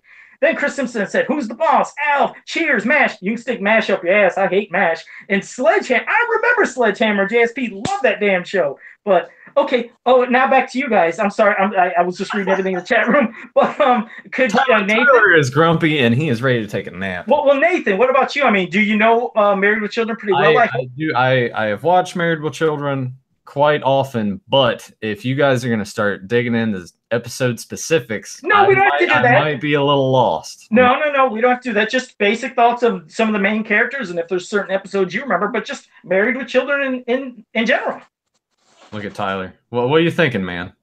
No, I'm just saying because I know No, Joe is not going to keep this broad. He's going to want to get very detailed with it, which I'm for. I know for a fact Nathan likes Married with Children. He does not know it backwards and forwards. Yeah, this is the one time where you know how you know how Tyler has that steel trap of a memory for everything and details and this and this. Tyler does know this is the one time Joe actually will say some shit and know it. Married with Children, I do know these crazy ass details and weird specific things and episodes. Yeah, this is the one time where Joe won't look like a clueless dipshit like I usually am. Now we have to do it. It's your time to shine, Joe. No, well, yeah, but it's good. Like I said, I ain't gonna go nuts, and I'm not gonna, if you get something wrong, say, "Hey, you fucked up" or something. Not that you guys do it to me, but no. Yeah, you just bring what you know about Married with Children. Tyler's the one who's like, no, that's not right. That's not that character's name. I'm just trying to, because we try to, you know, because look, I've mentioned Miami Vice to you guys. Joe's never watched Miami Vice since 1984, so I know we're going to get around to doing Miami Vice because Joe's like, I haven't seen it. I don't know it. You're not going to give it to me for free. So it's one of those things. and even then, he wouldn't accept it. Yeah, that's why he said it, yeah. We all have to have a good idea of the subject, or we can't do it at all. That's why I feel like Miami Vice on the Beyond Retro podcast is doomed because of Joe. And it would be doomed because of me. You're right. Unless I would watch. See, it's the thing. I would only watch a couple episodes because I know they have plenty of seasons. I will not watch all of those to prepare. Joe wants to do, like, you know, we got to do, you know, Mr. Belvedere, man. We got to do. He's like, I haven't seen Mr. Belvedere since reruns in the 80s. I don't have it on DVD. If it is on DVD, but Joe's like, yeah, but it'd be great, man. We talk about Mr. Belvedere. He's like, Nathan's like, what the hell's Mr. Belvedere? And Joe's like, it'd be great, man. We'll do it anyway, you know. Well, I knew you guys knew some Married with Children. I knew. But you just assumed that, which is why I knew it though. But I was right. I knew you guys would. I knew it. I knew you'd know because I know you knew it, and I know Nathan would know some of that. So I knew you guys would have to know some Married Children. He doesn't know it as much to have. But he knows it though. He does know it. He does know it though. But that's okay. Nathan, you do know some Married Children. I'm like, I feel like the little kid in the room. You guys are like arguing about me, and I'm just. He's like, stop arguing, Mom, Dad, stop it. Can we just go to Chuck E. Cheese now, please? He walks out of the room. You know how it was. There's an argument, and suddenly you walk out of the room, and you hear the door close. The little kid doesn't want to see their parents arguing. No, we're not arguing. We're just babbling. But I know you know some Married Children, Nathan. Not every fucking detail, but I know you know it. Yeah, no, I'm more than capable of chiming in. Good. It's going to be your time to shine. If you have this still trap memory of Married with Children, Tyler's going to put you to the test. Yeah, I might put it into the test. There's been times where I've mentioned. Taught Married with Children. We've done it plenty of times, you know. Yeah. In private conversations before, but I just know that, you know, Nathan, and because I'm the same way. I don't know all the video games that you guys do. I don't hesitate to say, look, I can't carry on a conversation about games on the Sega Dreamcast. I can't, because I've only played Crazy Taxi on the Dreamcast, and that's about it. Love that fucking game. I know you do, but I'm just I won a contest for that. Did I mention that? Did I mention I won a contest? Are you serious right now? I did. It was at Media Play. Our local. Can we extend the podcast to 2.5 hours? Here. Jacking about that. Fire it up. He's like, oh, here we go. Yeah, so he mentioned fucking Crazy Taxi. They had it at our local Media Play. They had a contest to win that game and like a T-shirt. So sorry, hang on. I'm just looking at Tyler in the corner because people are watching me. You probably just see me like because I have to like look up here, so I have to look at my monitor. I just see Tyler. He's just like,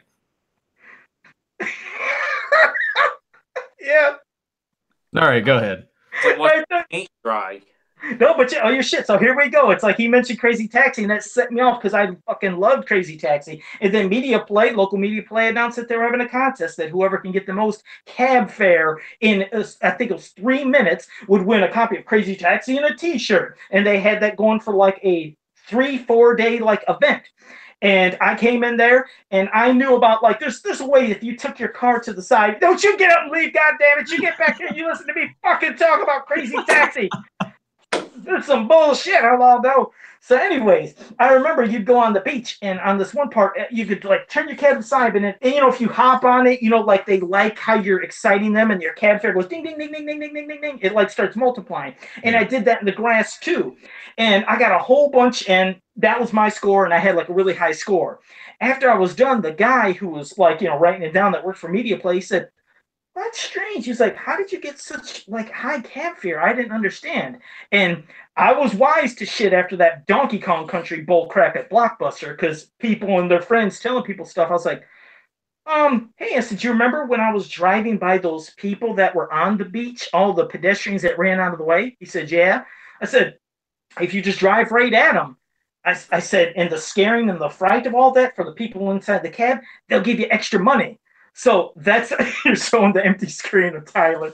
But I said, if you scare them, that'll get you extra cab fare. I said, oh, okay. It's like, I'm not going to tell you my secrets because I figured he would go ahead and tell his buddies. So sure shit, at the end of the 4-day event, I had top score out of everybody in the entire city, and I won Crazy Taxi and a shirt. So there you go. So how about that? We just need to do an episode and not have Tyler on here and have you talk about all the contests that you've won. You guys can go do that for 4 hours. He left. How fucking rude! I'm telling you how I won something, and he leaves, and I'm telling him like secret stuff I wanted. Tyler could get 2 shits and left. Well, but I got to go to the bathroom, and I'm not going to sit here and make my bladder feel uncomfortable because Joe wants to, well, thanks. So now you don't even care about my memory. Tyler didn't even want to hear that great story, a part of my life that was nothing to him. Well, I mean, at the same time, too, he also didn't want to piss himself. That would be like a terrible thing to have on your resume. Terrible. Yeah, I've already pissed myself too much on this podcast before. I'm not. How disrespectful. God damn. I can go myself and pick Crazy Taxi with Joe Amato. I think I'm going to go relieve myself. How disrespectful was that? You believe that? I mean, damn it, I can't. That's okay, though, man. That's fine. You go ahead. Anytime you want to walk out when I'm talking, that's okay. You ain't going to hear me say nothing. That's unbelievable. Oh, so Nathan, go ahead. Did you tell everybody about subscribing? I think you did, and you told about all the. I went through all that. I guess I'll go ahead and just tell the email. It's beyondretro84@gmail.com. I was going to do Beyond Retro podcast, but that's just way too long for an email. All right, you talking about ringing the dingy bell and all that stuff? Yeah, I told him to like, share, subscribe. Yeah, right down here, people. Yeah. He's already forgotten. He's so upset that you got up and left during his Crazy Taxi story. He just totally forgot. That's it. I just do the mic drop. I just dropped like 2 takes. Like, fuck you guys, I'm out of here. Just drop it all.